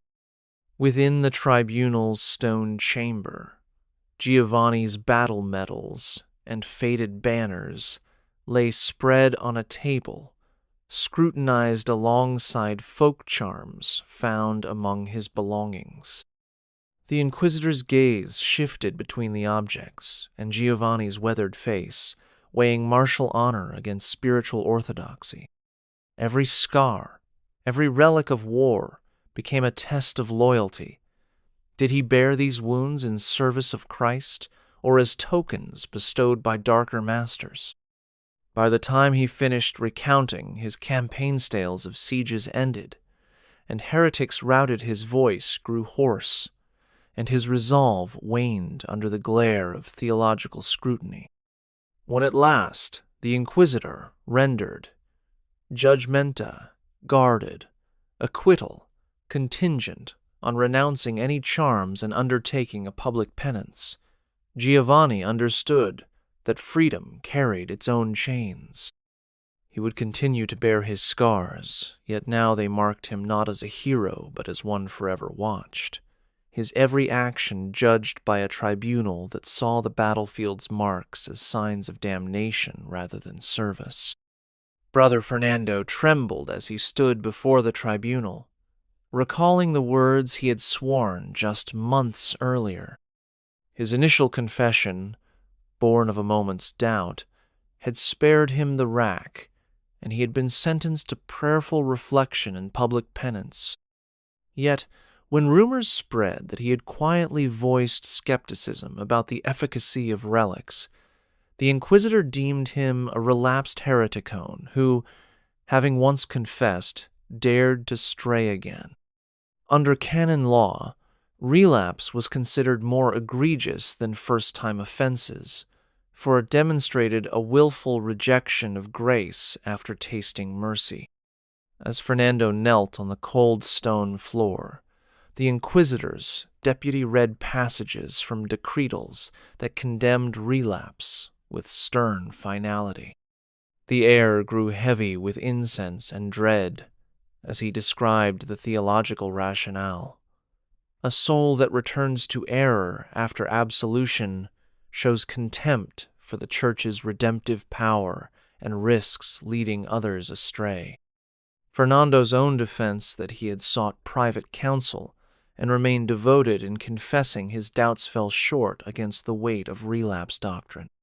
His tears were recorded as evidence of his unsettled faith rather than genuine contrition. Within the tribunal's vaults, theologians deliberated over the nuances of relapse. Was Fernando's hesitation born of intellectual struggle or malice? Did his private reconsideration of dogma constitute relapse, or could it be seen as sincere wrestling with truth? Yet these debates often concluded with predetermined intent to deter future wavering. The tribunal believed that the harsher treatment of relapsed offenders reinforced the gravity of confession and discouraged fragile faith from crumbling under trial. When the verdict was proclaimed deprivation of sacraments and lifelong surveillance by church-appointed guardians, Fernando bowed his head, feeling the full weight of relapse theology as both punishment and cautionary exemplar. He would live under watchful eyes, his every word and prayer monitored for signs of backsliding. Outside the tribunal, whispers spoke of the friar whose second doubt had cost him more than his first, a reminder that in this system mercy was conditional and forgiveness temporary. In the world of the Holy Office, Relapse meant that the path back to grace grew ever steeper once the first stones of mercy had been passed. As Spanish galleons carved their way across the Atlantic, they carried not only silver and spices, but the mandate of the Holy Office to lands beyond Christendom's familiar borders. In Mexico's highlands, missionaries found indigenous scholars studying ancient codices under the shade of ceiba trees. Reports of unfamiliar rituals and solar calendars reached the tribunal in Rome, prompting the dispatch of inquisitorial commissioners to assess whether these traditions masked heresy or could be reconciled with Christian teaching. In Goa, Portuguese traders whispered of Hindu philosophers debating the nature of the soul at sunset gatherings. Papal envoys arrived aboard monsoon-lashed carracks to interrogate local clergy and lay practitioners, seeking to stamp out any theology that diverged from Latin doctrine. Across the Sahara, Franciscan friars traveling the caravan routes carried letters describing marabout societies where Quranic verses mingled with pre-Islamic customs. Though the tribunal's primary concern was Christian heresy, its network collaborated with local authorities to monitor religious texts, censor writings deemed subversive, and extract confessions from converts who lapsed into ancestral beliefs. In Macau's harbor, the Jesuit mission found itself cooperating with inquisitorial agents, cataloging every Mandarin tract that crossed their threshold to prevent the spread of Confucian rationalism they perceived as a challenge to church authority. This global expansion revealed the Inquisition's evolving priorities. No longer confined to the brick walls of Rome, it operated as a transcontinental body, interpreting papal bulls to justify the seizure of manuscripts in Kyoto and the trial of converso merchants in Antwerp. Its judges balanced theological uniformity against political expediency, negotiating safe conduct for Spanish crown officials while enforcing doctrinal conformity among indigenous populations.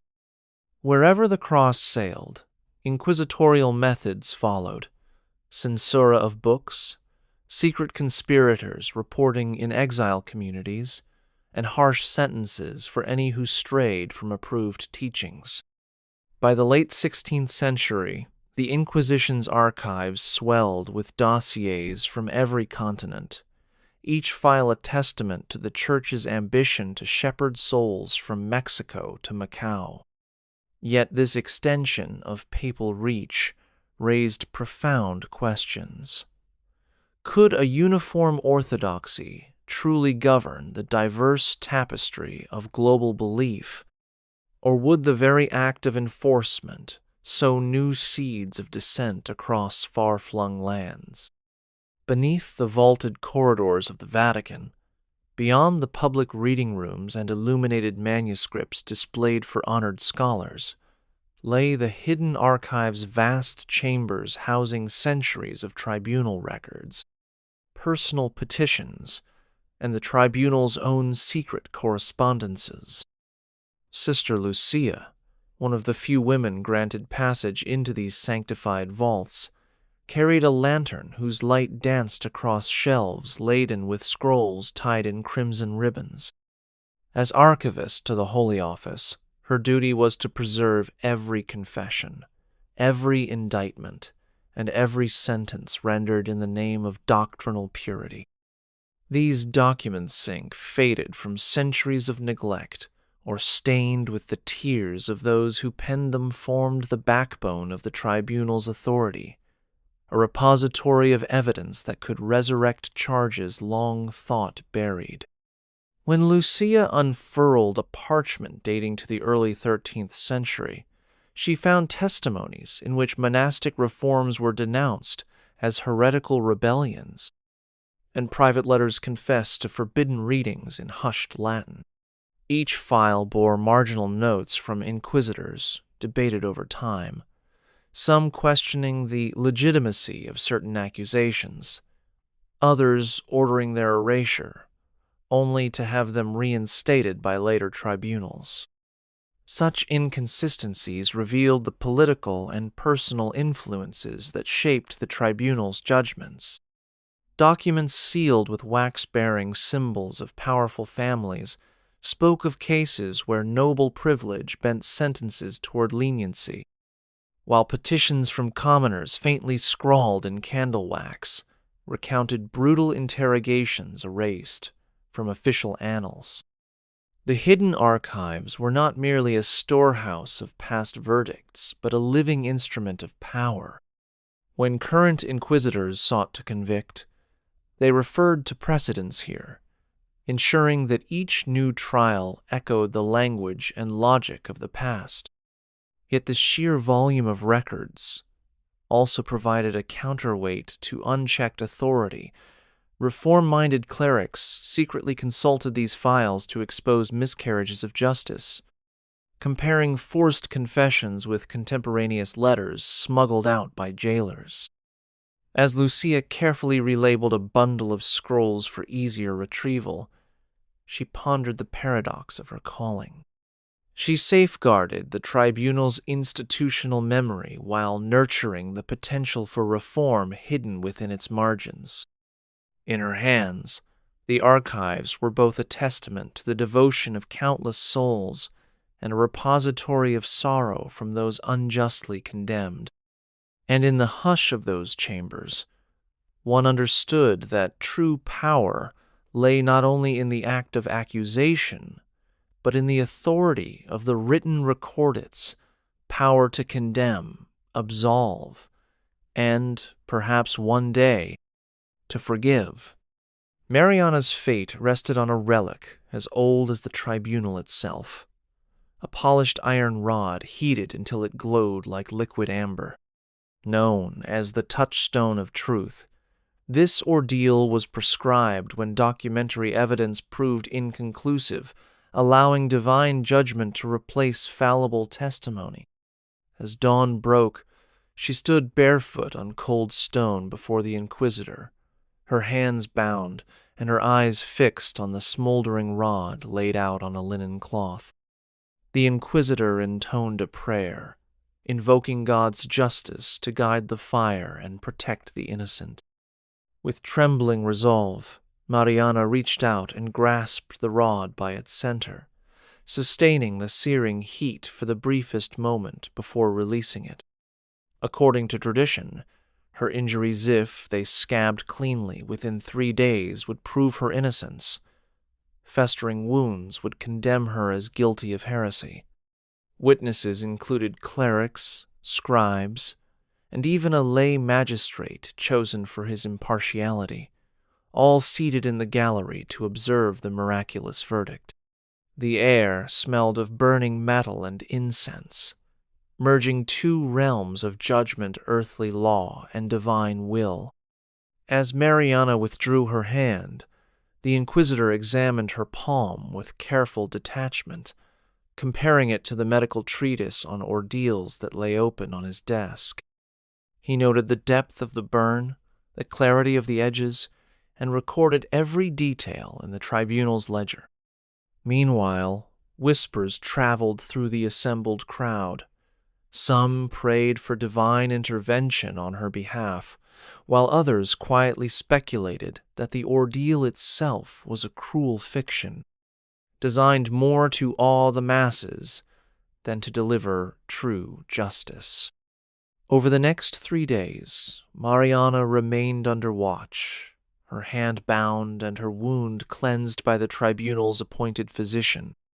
Local healers whispered doubts about the method's efficacy, pointing to natural antiseptics that could mimic divine healing. The tribunal, aware of such skepticism, insisted on strict procedures to prevent tampering. On the final day, the Inquisitor convened his council once more.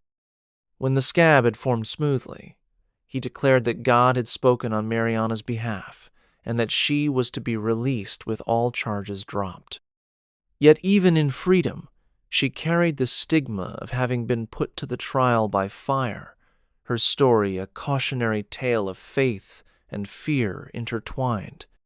In the echoes of that ordeal, the tribunal's power to harness both law and ritual revealed itself in stark relief, raising enduring questions about the boundary between divine justice and human authority. In the quiet hours after the tribunal adjourned, Inquisitor Laurencio sat alone amid the flicker of dying candles, the weight of his office pressing upon him like a stone slab. He had spent years wielding scripture and canon law as instruments of truth, convinced that each accusation he vetted served a higher purpose.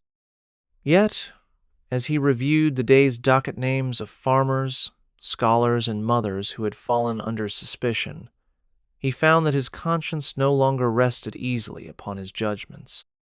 Faces bleeding, defiant, broken haunted his memory, each representing a life altered or shattered by his decisions.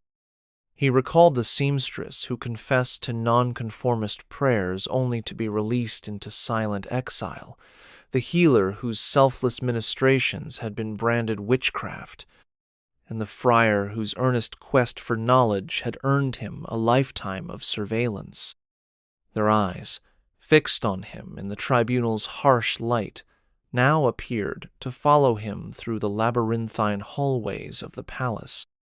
That night, Laurencio found himself unable to sleep, haunted by questions he had long dismissed. Had he pursued hidden sin with zeal but neglected to temper justice with mercy? Could an inquisitor's role demand not only the uncovering of error, but also the fostering of compassion? He turned to his copy of Augustine's Confessions, searching for solace in the saint's exploration of guilt and grace. Yet, even Augustine's pen seemed to chastise him, reminding him that those he condemned bore souls of the same clay. The flicker of candlelight cast shadows across his desk, and Laurencio realized that the instruments of his office, the quill, the gavel, the whip of doctrine, had become tools he feared to wield without reflection. In the hush of the pre-dawn, he resolved to seek counsel not only from theologians, but from those he had judged, whenever mercy allowed, to understand the true cost of accusation. This inner reckoning would not weaken the tribunal's mission, but infuse it with a humility that acknowledged the frailty of both accuser and accused. By the flickering lamplight in a modest townhouse near the Vatican walls, Antonio and his fellow reformers pored over the clandestine archives they had risked everything to obtain. Their clandestine gatherings brought together lay lawyers, sympathetic clergy, and even disillusioned inquisitors seeking to temper the tribunal's harshest practices. In hushed tones, they compared recorded testimonies smuggled out by jailers against official verdicts, exposing patterns of coerced confessions and discrepancies between evidence and judgment. These reformers believed that shining light on procedural abuses could compel the Holy Office to refine its methods, balancing doctrinal rigor with genuine justice. They drafted petitions invoking the Council of Trent's calls for moderation, arguing that unyielding severity undermined the Church's spiritual authority and alienated the faithful. Outside their meeting room, Rome's streets teemed with pilgrims and merchants, oblivious to the quiet revolution brewing in scholarly circles.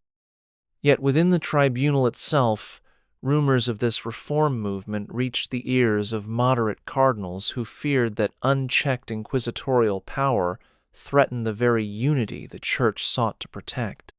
These cardinals discreetly explored ways to revise procedural guidelines, proposing safeguards such as the right to legal counsel and limits on solitary confinement. The air crackled with anticipation as supporters prepared to present their proposals to the Pope.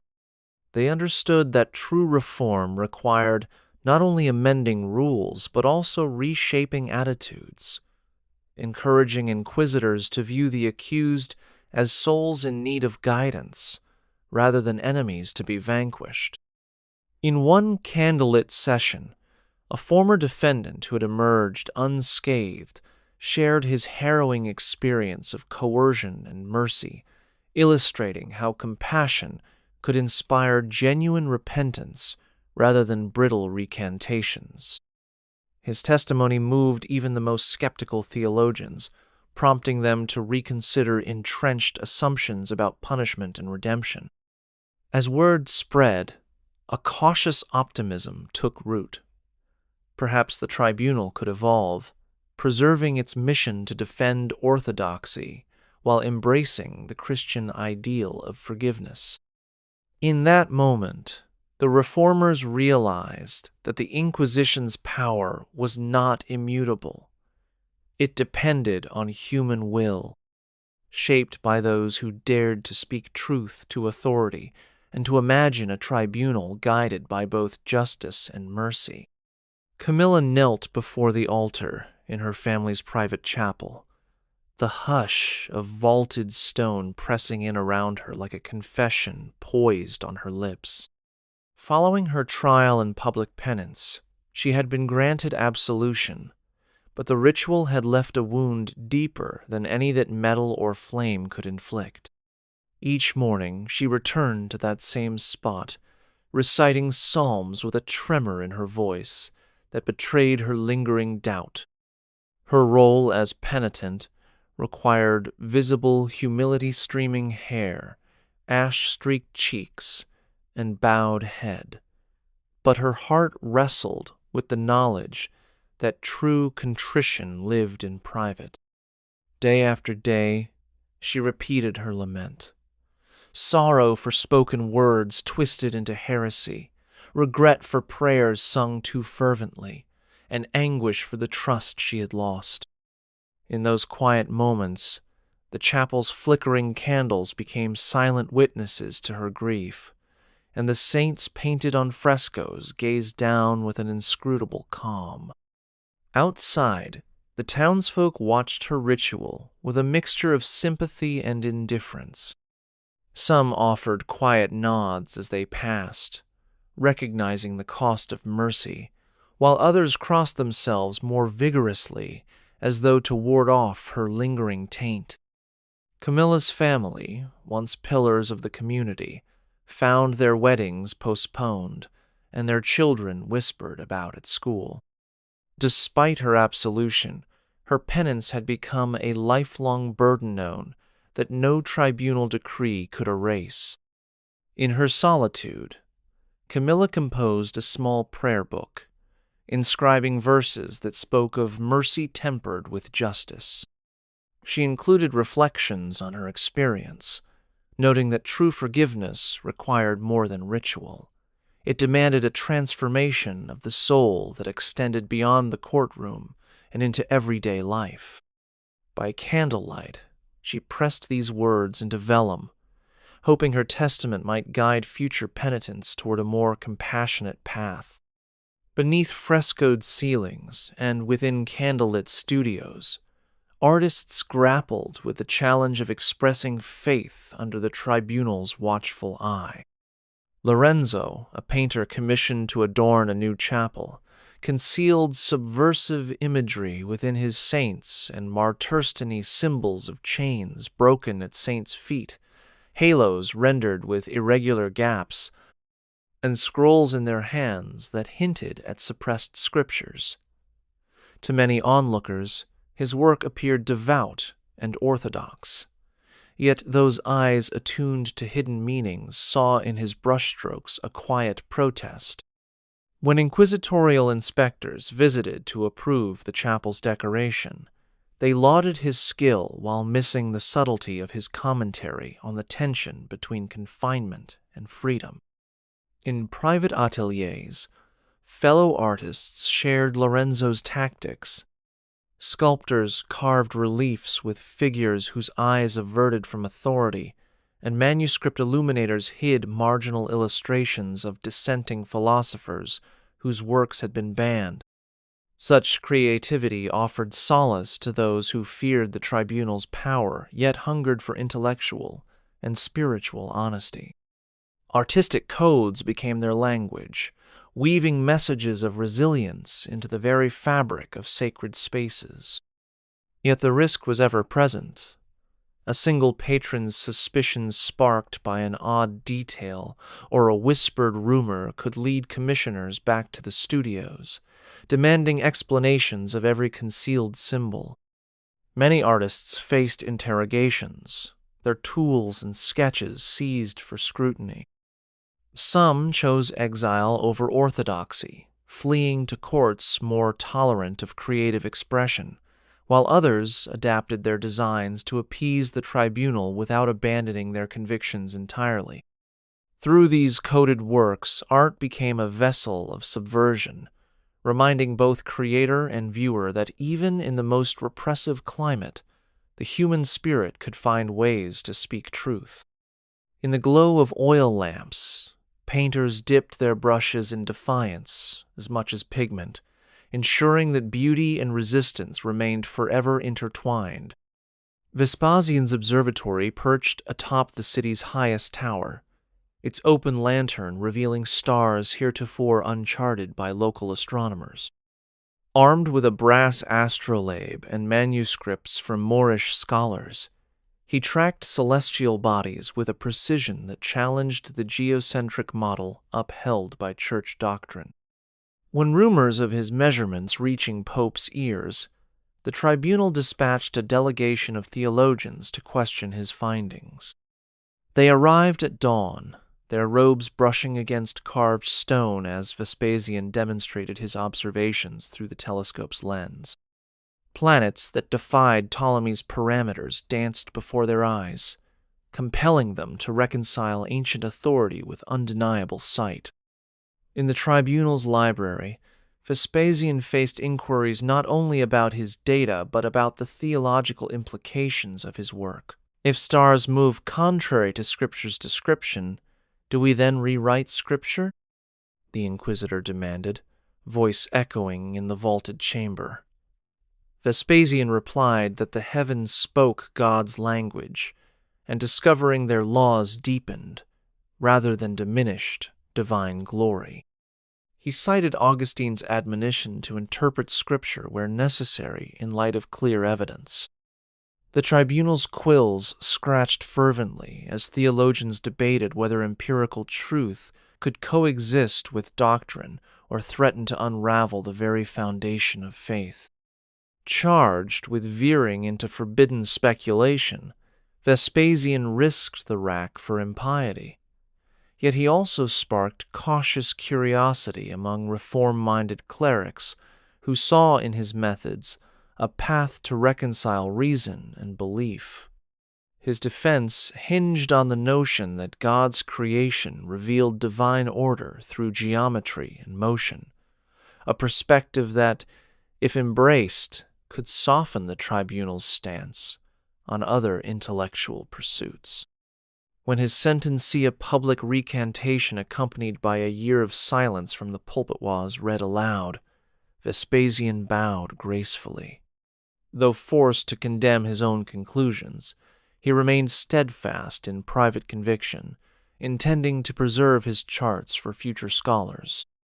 As he left the tribunal, his observatory's lens in tow, Vespasian understood that his ordeal had become a watershed, a moment when the Inquisition confronted the advance of knowledge, and when the balance between faith and inquiry trembled under the weight of human understanding. Cardinal Conti convened an emergency session within the Curia's oak-paneled chamber, summoning the leading theologians and legal experts to draft new guidelines curtailing the most extreme inquisitorial methods. Their purpose was clear: to temper torture, guarantee representation for the accused, and mandate periodic reviews of long-standing sentences. Yet as they debated, the weight of tradition bore heavily upon every argument. Some cardinals insisted that any compromise threatened the Church's authority and invited heresy. Others urged mercy in the spirit of Christ's teachings.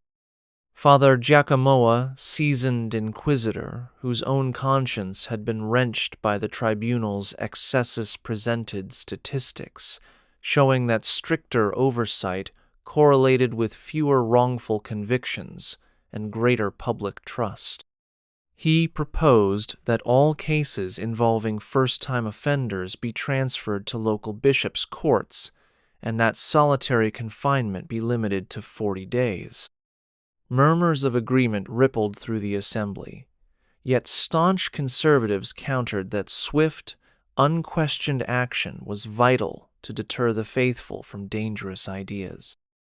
As the hours passed, the debate grew fraught. When one jurist reminded his colleagues of Gregory the Great's counsel that mercy tempers judgment, a ripple of applause broke through the murmur of dissent.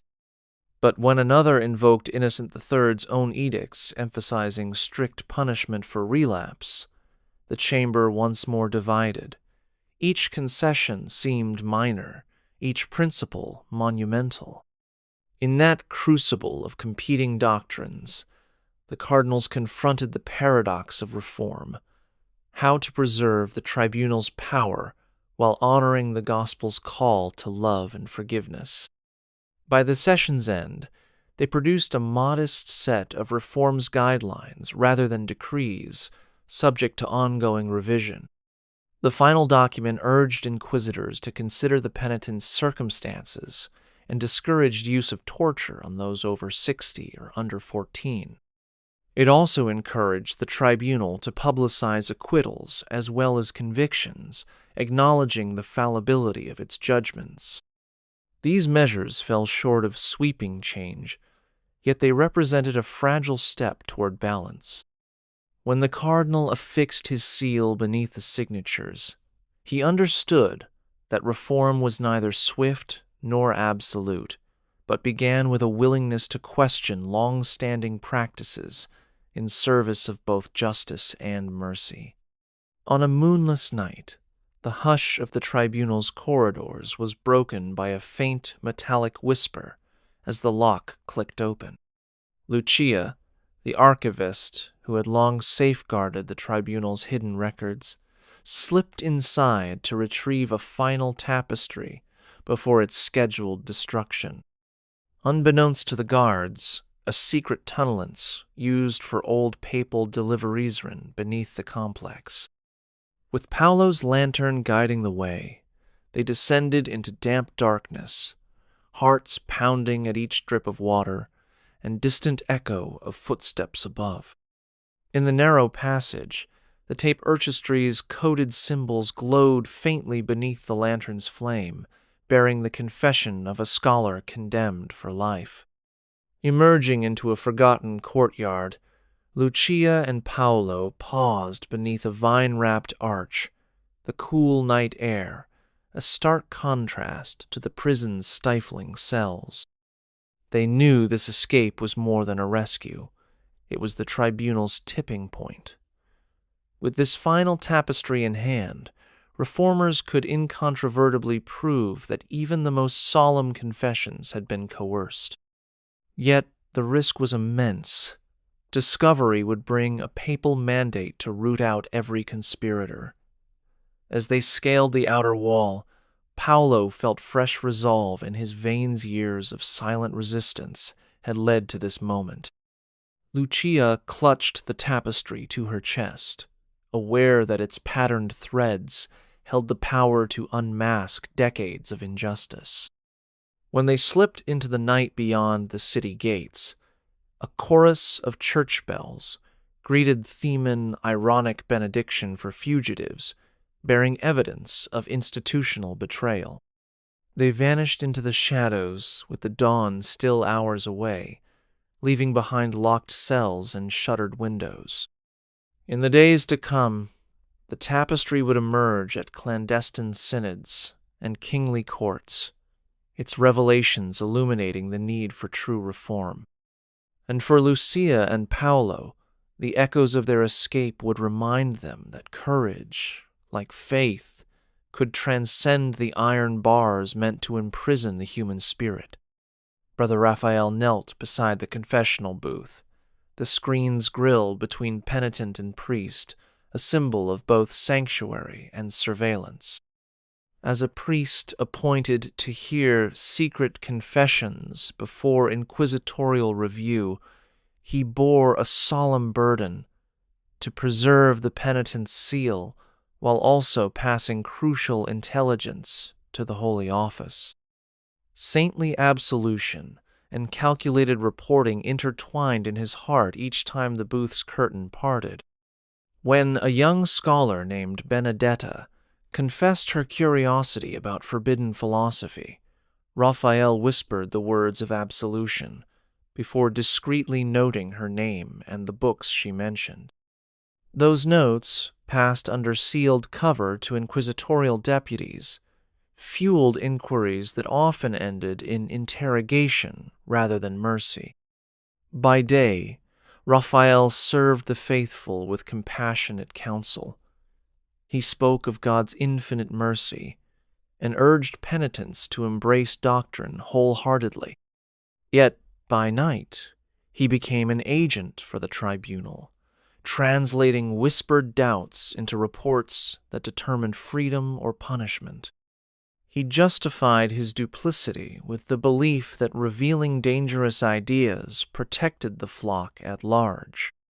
Still, each time he penned a summary of confidential confession, he felt the weight of trust betrayed, as if the sanctuary he guarded had become a stage for espionage. Outside the confessional, rumors swirled of clergy forced to report their flock, and parishioners' voices trembled when priests lifted the veil of their sacraments. Some whispered that the very act of confession had become a trap, a ritual harnessing the penitent's vulnerability for the tribunal's ends. Raphael had seen the pain in their eyes, their longing for redemption tainted by fear of revelation. One evening, a penitent slipped Raphael a note entwined with her prayer beads, warning him of an impending raid on scholars accused of heresy. She trusted him to honor his sacred obligation and to save lives. Torn between his duty to the confessional seal and his loyalty to the tribunal, Raphael hesitated as he held the note.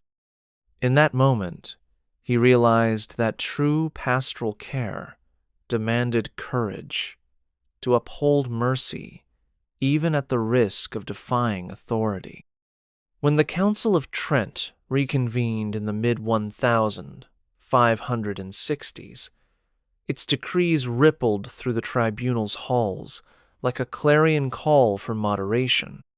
Cardinals and bishops, recalling the excesses of past inquisitions, drafted canons emphasizing the rights of the accused, clear articulation of charges, access to qualified advocates, and limits on the duration and severity of interrogations. These decrees mandated that torture, when deemed indispensable, be administered only with explicit papal approval and that detailed records document each step. Inquisitors accustomed to broad latitude found their zeal checked by bureaucratic safeguards designed to ensure fairness. The tribunal's staff pored over volumes of canonical law, reconciling centuries of practice with new mandates that underscored the dignity of the faithful. Among them was Inquisitor Matteo, whose own conscience had long wrestled with the tribunal's power. He welcomed the council's constraints as a means to restore public trust, yet bristled at procedural hurdles that complicated urgent cases. When a seditious preacher stirred unrest in the city streets, Matteo's request for immediate confinement and summary questioning was delayed by demands for formal warrants and witness lists. Paperwork multiplied like vines choking a path to swift justice, and Matteo wrestled with the tension between divine mandate and human regulation. He recognized that the council's reforms aimed to prevent the miscarriage of mercy, yet risked undermining ecclesiastical authority if zeal were stifled. Across the tribunal, advocates for the accused seized upon the council's canons to challenge arbitrary arrests. Lay jurists marshaled new rights in petitions and appeals, citing specific articles that guaranteed counsel and prohibiting secret detentions beyond prescribed limits. The Holy Office responded by clarifying that expediency must still defer to doctrine, issuing internal directives to balance speed with legality. In this dynamic exchange, the tribunal evolved. Its processes grew more transparent, its judgments more methodical, and its leaders more mindful of Christ's call to temper justice with compassion. Yet the core mission remained unshaken: defend orthodoxy against error, now guided by a more disciplined, humane framework. Grand Inquisitor Fabrizio's tenure had spanned 3 decades, marked by ruthless efficiency and unwavering commitment to doctrinal purity. Yet whispers of his own transgressions began to surface in Rome's shadowed corridors, rumors of embezzled fines, hidden liaisons with noble families, and clandestine orders to destroy exculpatory evidence. When a reform-minded cardinal discovered discrepancies between tribunal ledgers and episcopal records, he quietly presented the findings to Pope Pius IV, demanding an inquiry into Fabrizio's conduct. Summoned to the papal palace, Fabrizio arrived in resplendent robes, accustomed to deference and obeisance. Instead, he faced stern interrogators who questioned not heresy in others, but his own lack of impartiality and abuse of office. Within the Vatican's marble chambers, testimonies emerged. A wealthy merchant attested that Fabrizio had threatened excommunication unless he paid an exorbitant fine. A nun claimed that the inquisitor had leveraged her sister's trial to secure confidential letters.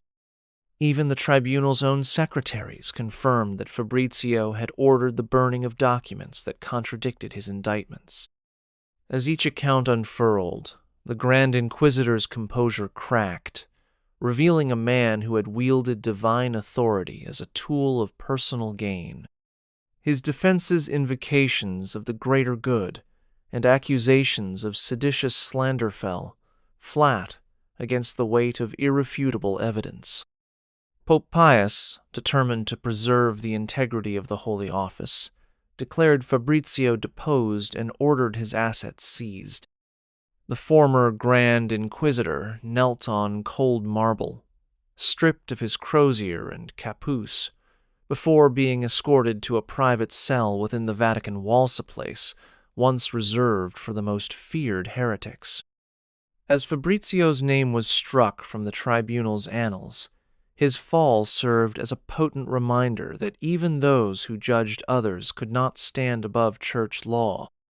The tribunal, chastened by scandal, moved swiftly to reaffirm its commitment to justice under new leadership. Fabrizio's downfall echoed through Rome, demonstrating that unchecked power would be answered not by silence, but by accountability, ensuring that the Holy Office remained answerable to both God and the faithful. When Queen Isabella received the tribunal's letter accusing her favored advisor of unorthodox counsel, she summoned emissaries to contest the charges. In her gilded chamber, tapestries of past monarchs lined the walls, and courtiers stood hushed as she declared that secular authority must protect loyal subjects from ecclesiastical overreach. The envoy she dispatched to Rome carried petitions sealed by her signet ring, asserting her right to intercede on behalf of subjects whose services safeguarded the realm. In doing so, she challenged the Holy Office's claim to untrammeled jurisdiction and underscored the delicate balance between crown and mitre. At the Curia, papal officials received her plea with deference, but insisted on the tribunal's autonomy in spiritual matters. A delicate negotiation ensued. The Queen offered to fund the tribunal's operations, on condition that cases involving her household be vetted by a joint commission of royal and papal representatives. The solution preserved the Church's dignity, while acknowledging the Crown's prerogative to protect its ministers. Across Europe, other monarchs watched closely, recognizing that royal intercession could serve as a check on inquisitorial excess without undermining the Church's mission. This episode set a precedent. Future tribunals would consult secular rulers before acting against prominent figures, ensuring that the pursuit of heresy did not become a tool for political vendettas. Though critics decried any limitation on papal authority, many lauded the compromise as a triumph of prudence and diplomacy, recognition that spiritual and temporal powers must coexist in mutual respect. Ambassador Duarte stood in the dimly lit antechamber of the Vatican, his silk doublet a statement of regal prestige contrasted against the tribunal's austere tapestries. He had come not as a petitioner, but as a negotiator, seeking a safe conduct for scholars and exiles whose ideas the Holy Office deemed too dangerous to remain in Rome. These men and women astronomers, philosophers, and theologian shad fled past interrogations, carrying with them manuscripts that could ignite intellectual renewal or spark doctrinal crises. Duarte's task was delicate, to secure papal letters of transit guaranteeing that these travelers could reach tolerant courts abroad without fear of arrest. In the private audience that followed, the Pope's Secretary of State listened to Duarte's appeal, fingers brushing a stack of vellum petitions. The ambassador presented each scholar's case, emphasizing their contributions to medicine, natural philosophy, and the arts fields in which Europe's leaders vied to excel. He spoke of political alliances that would strengthen if Rome granted safe passage, and of potential reprisals if exiled luminaries were seized en route. The tribunal's representatives countered with concerns of heretical influence spreading beyond Italian borders, reminding Duarte that papal authority extended wherever pilgrims journeyed in Christ's name. Hours of negotiation ensued, punctuated by sips of spiced wine and the rustle of official seals being examined. Duarte invoked both scripture and politics, suggesting that mercy toward thinkers served the Church's mission by demonstrating Christ's boundless compassion. He assured the tribunal that host courts would honor Rome's doctrinal boundaries and repatriate any travelers proven to advocate condemned ideas. Finally, a compromise crystallized, a series of protected passports bearing the Pope's seal, valid for precisely 6 months and renewable only through formal request. These documents promised the holder safe harbor in designated territories, though they explicitly forbade public teaching of superseded doctrines. When Duarte left the Vatican gates, he carried parchment that whispered of renewed dialogue between faith and reason. For the scholars awaiting exile, these letters meant freedom to explore intellectual frontiers. For the Holy Office, they represented a cautiously expanded horizon and acknowledgement that enforcing orthodoxy need not extinguish inquiry. In this diplomatic balancing act, safe passage became more than physical security. It became a gesture of mutual respect, binding temporal rulers and spiritual authorities in a pact to govern both hearts and minds. In the cramped attic of a printing shop near Piazza Navona, Marta inked each page with care, her hands steady, despite the danger that lurked in every fold of paper. She and a circle of like-minded printers had begun producing small pamphlets that laid bare the tribunal's hidden practices, detailed accounts of coerced confessions, descriptions of secret prisons, and appeals to Christian compassion over rigid punishment.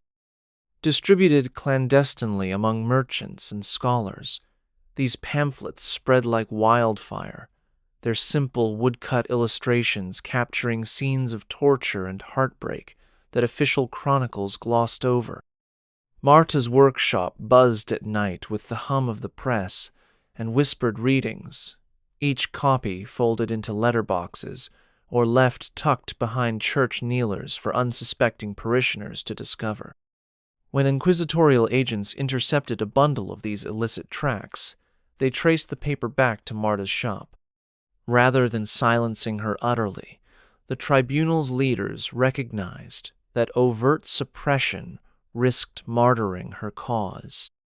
Instead, they dispatched a learned censor to approve a revised editionone that acknowledged the need for compassion without exposing the tribunal's deepest flaws. Marta faced a perilous choice: acquiesce and see her message diluted, or resist and face imprisonment. She chose a third path, smuggling her original pamphlets out under the guise of approved editions, each copy bearing a subtle difference in the watermark, indicating authenticity. Her network of couriers, booksellers, pilgrims, and even a sympathetic novice censured the unaltered tracts reached distant towns, where they fueled debate in market squares and university cloisters. As the pamphlets circulated, critics of the Inquisition found a common language to articulate their dissent. Barbers' shops became forums for impassioned argument. Taverns echoed with recitations of banned passages, and noble salons hosted readings by candlelight. The tribunal, confronted by this groundswell of public scrutiny, was forced to address the charges rather than ignore them. In rare public statements, inquisitors defended their methods but promised greater transparency, citing the need for dialogue to strengthen Christian unity. Marta's pamphlets had done more than reveal injustice. They had ignited a movement demanding accountability from an institution that long operated in silence. When the tribunal set its sights on Sister Margarita, mystic renowned for her ecstatic visions, it expected an easy conviction that would reinforce its authority. Her followers, drawn by tales of her divine communion, filled the cathedral aisles in support, their whispered hymns floating beneath vaulted arches. The Inquisitor's deputies seized her journals, which brimmed with poetic accounts of celestial lights and whispered prayers. They read passages aloud, framing her revelations as diabolical impersonations rather than sacred experiences. Yet, as the trial unfolded, an unexpected shift occurred. Spectators, moved by the sincerity of her words, began to question the tribunal's interpretation. Margarita defended her visions as gifts ordained by God, pointing to scriptures that celebrated prophetic speech and divine encounters. Her calm dignity stood in stark contrast to the tribunal's harsh interrogations. When a skeptic asked how she distinguished angelic voices from malevolent ones, she replied that holiness attuned the soul to purity, a response so eloquent and heartfelt that even seasoned theologians felt their certainty waver. Murmurs rose among the crowd. If the tribunal could condemn genuine devotion, what hope remained for sincere seekers of faith? Inside the tribunal's chamber, the inquisitor realized that his strategy had misfired. Instead of isolating Margarita as an outlier, the trial had turned her into a symbol of spiritual authenticity. Attempts to portray her visions as heresy backfired, igniting compassion among clerics and laypeople alike. Letters poured in from distant dioceses, urging clemency and praising her devotion. Even conservative cardinals whispered that the tribunal must temper zeal with discernment or risk alienating the faithful. Faced with mounting pressure, the inquisitor offered Margarita a choice: recant publicly or stand trial before the Pope himself. Her responsan open-hearted affirmation of her visions as invitations to deeper communion rather than challenges to authority echoed through Rome's plazas and courtyards. The tribunal, chastened, declared the case null and void, instructing local bishops to oversee her spiritual guidance henceforth. The backfire trial revealed an enduring truth. When power meets genuine faith, repression can spark unexpected solidarity, and attempts to suppress devotion may instead amplify its voice. In a dimly lit study, lined with Greek manuscripts, young Aurelio unfurled a roll of Virgil's Aeneid, his mind alight with notions of human reason and the natural world. He pondered Cicero's essays on ethics, quietly questioning whether faith must always yield to authority. Word of his intellectual pursuits reached the tribunal when a rival scholar, jealous of Aurelio's burgeoning reputation, denounced him for harboring pagan ideas drawn from classical texts rather than strict adherence to church fathers.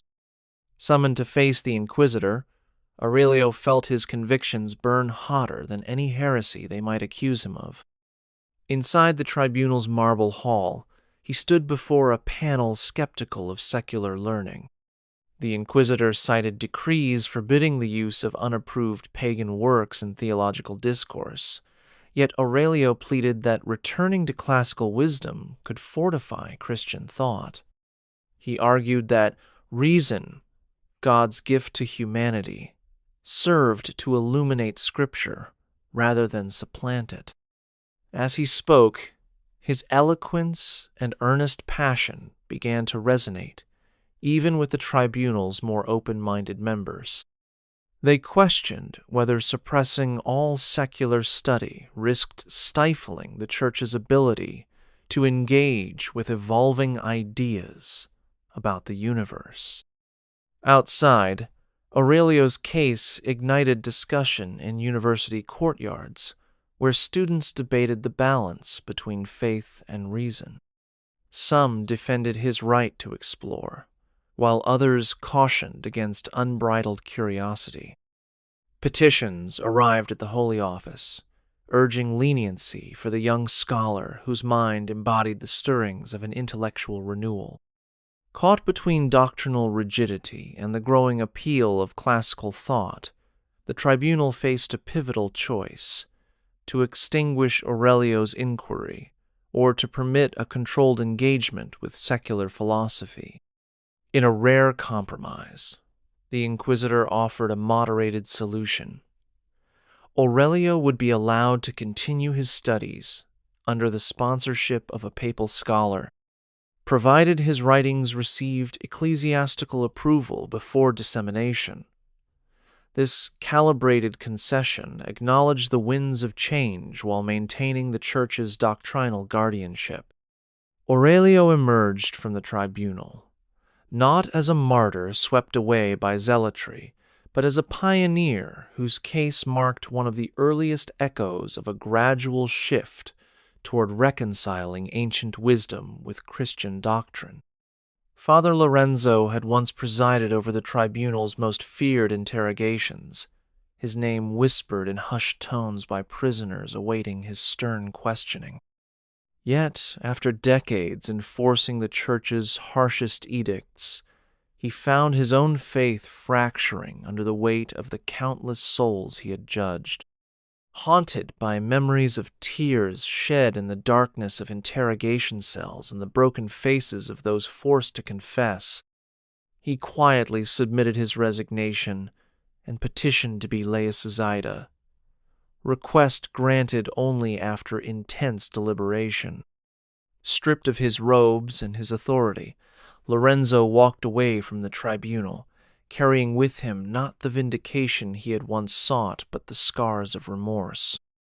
In the years that followed, Lorenzo dedicated himself to outreach among former penitents and families torn apart by inquisitorial verdicts. He traveled humble roads to villages where his earlier decisions had sent innocents to exile or public penance, offering consolation and advocating for the repeal of punitive sentences still lingering in church records. His transformation from inquisitor to abolitionist resonated across Christendom. Letters reached him from distant lands, urging him to speak before civic councils and university assemblies. There, in modest lecture halls and open forums, he recounted the tribunal's methods, not from scholarly abstraction, but from lived experience. He spoke of coerced confessions, secret prisons, and the corrosive effect of institutional fear on both victim and enforcer. Yet his path was fraught with peril.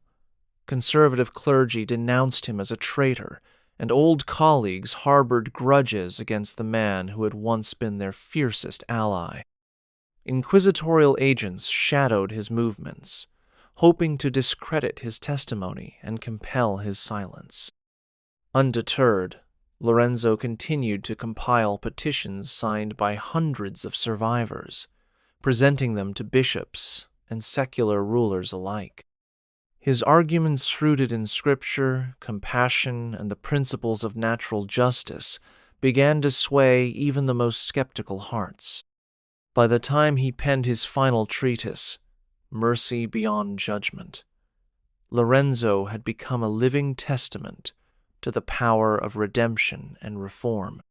His journey from wielding the tribunal's whip to championing its abolition underscored a timeless truth: that the capacity to transform, guided by conscience and compassion, holds the greatest authority of all.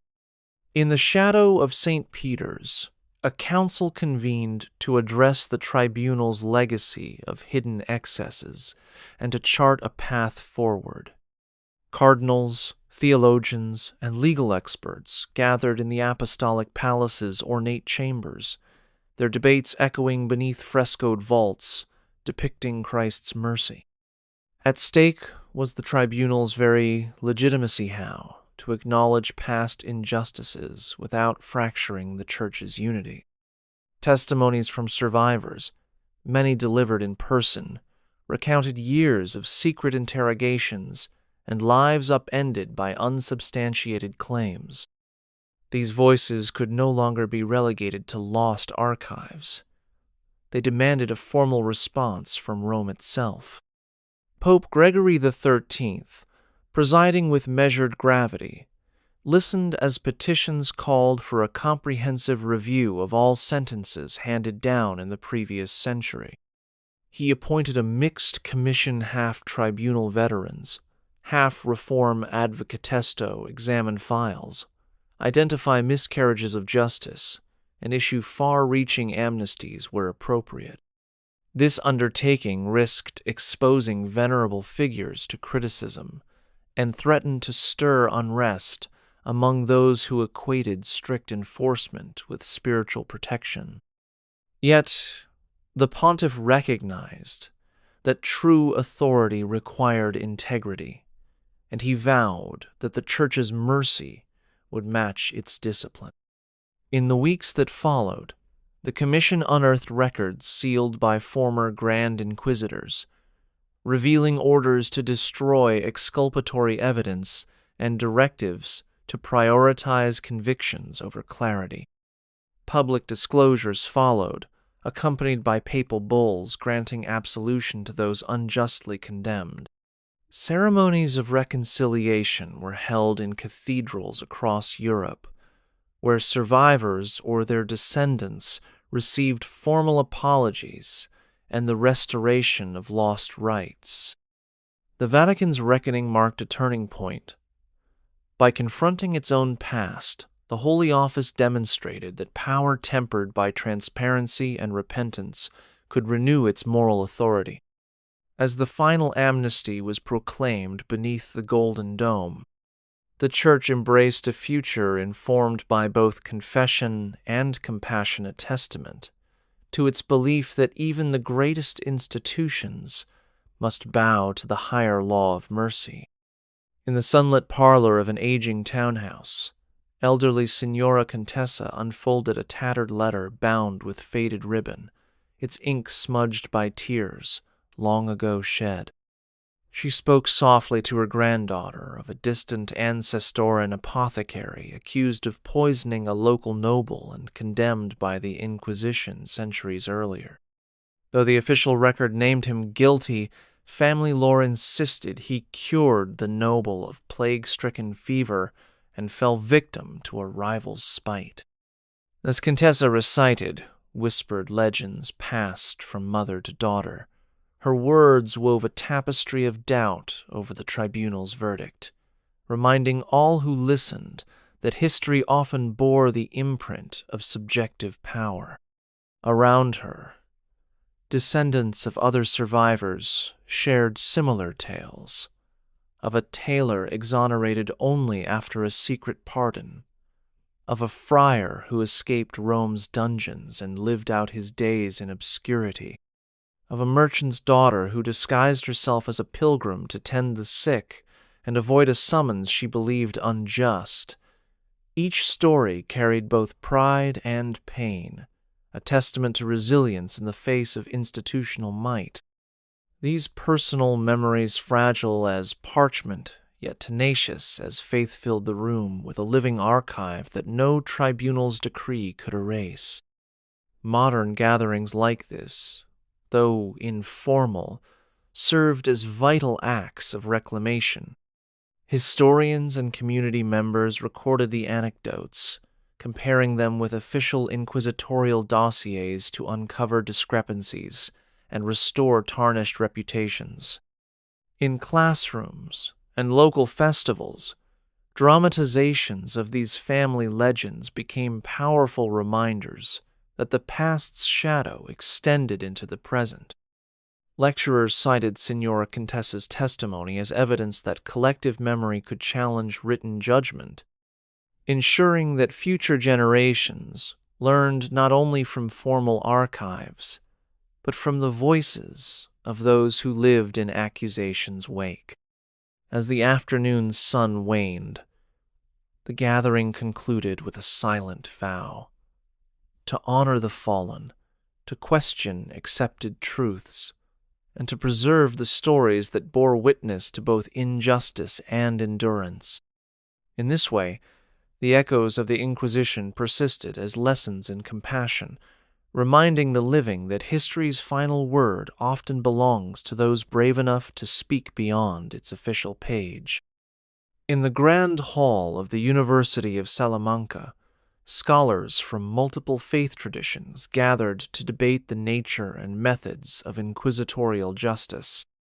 A Muslim jurist from Granada, who had witnessed the famed Cordoba Tribunal's handling of suspected heretics, described their reliance on community testimony and the rare use of public penance rather than corporal punishment.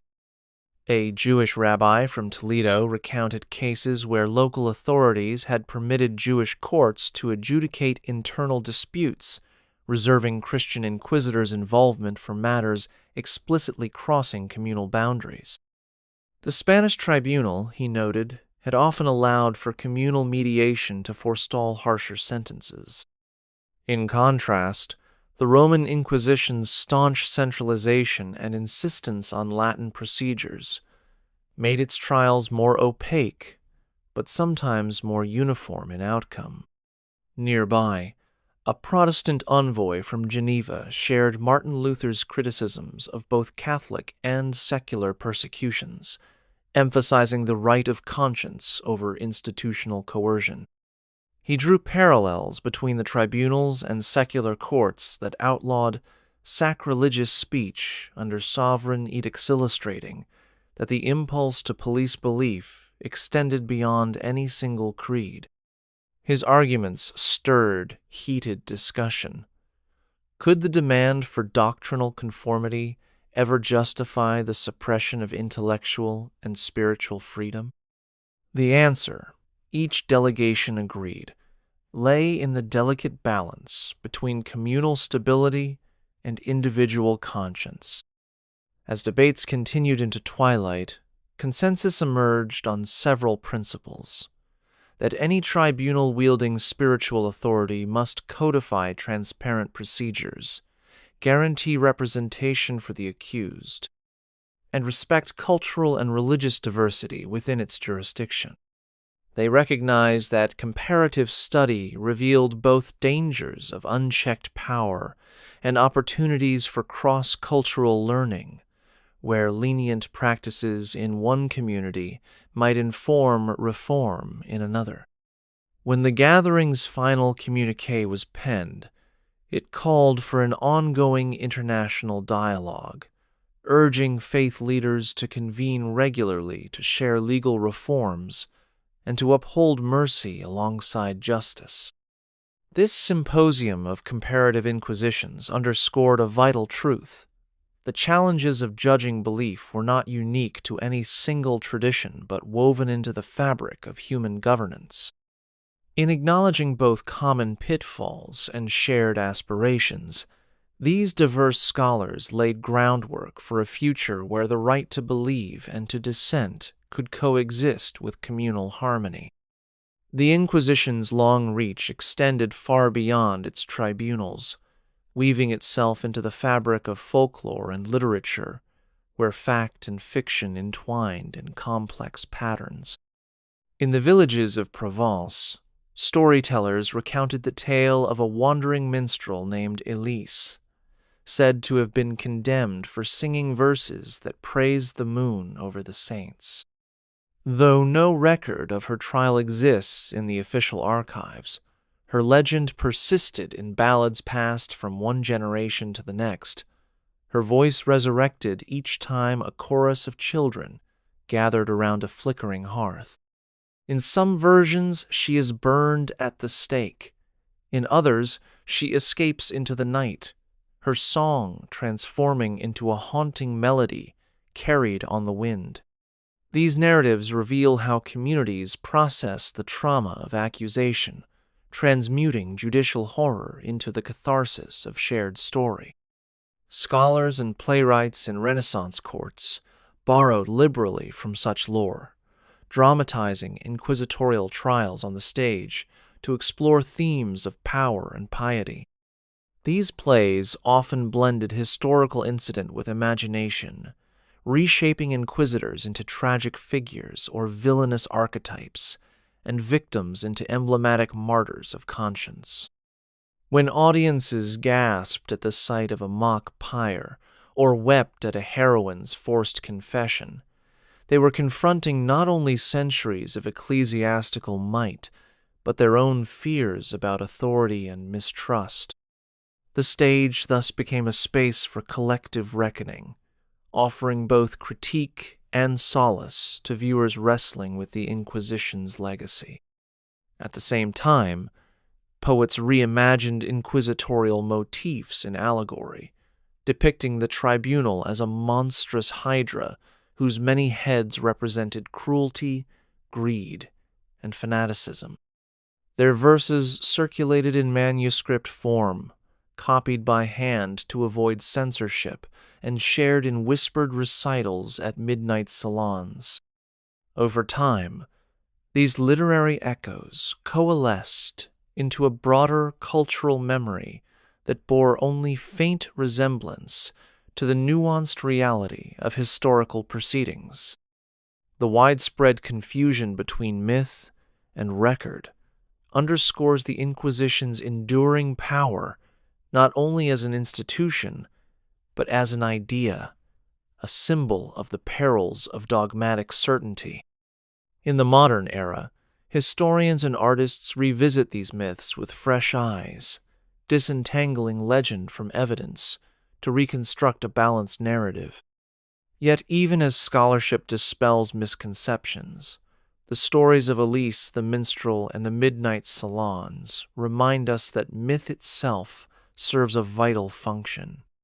It channels communal anxieties, preserves hidden truths, and ensures that the past's shadows remain alive in the human imagination. In a quiet corner of the Vatican archive, Dr. Elena Bianchi carefully lifted the fragile case file of Benedetto of Siena, a 14th-century cobbler accused of sorcery.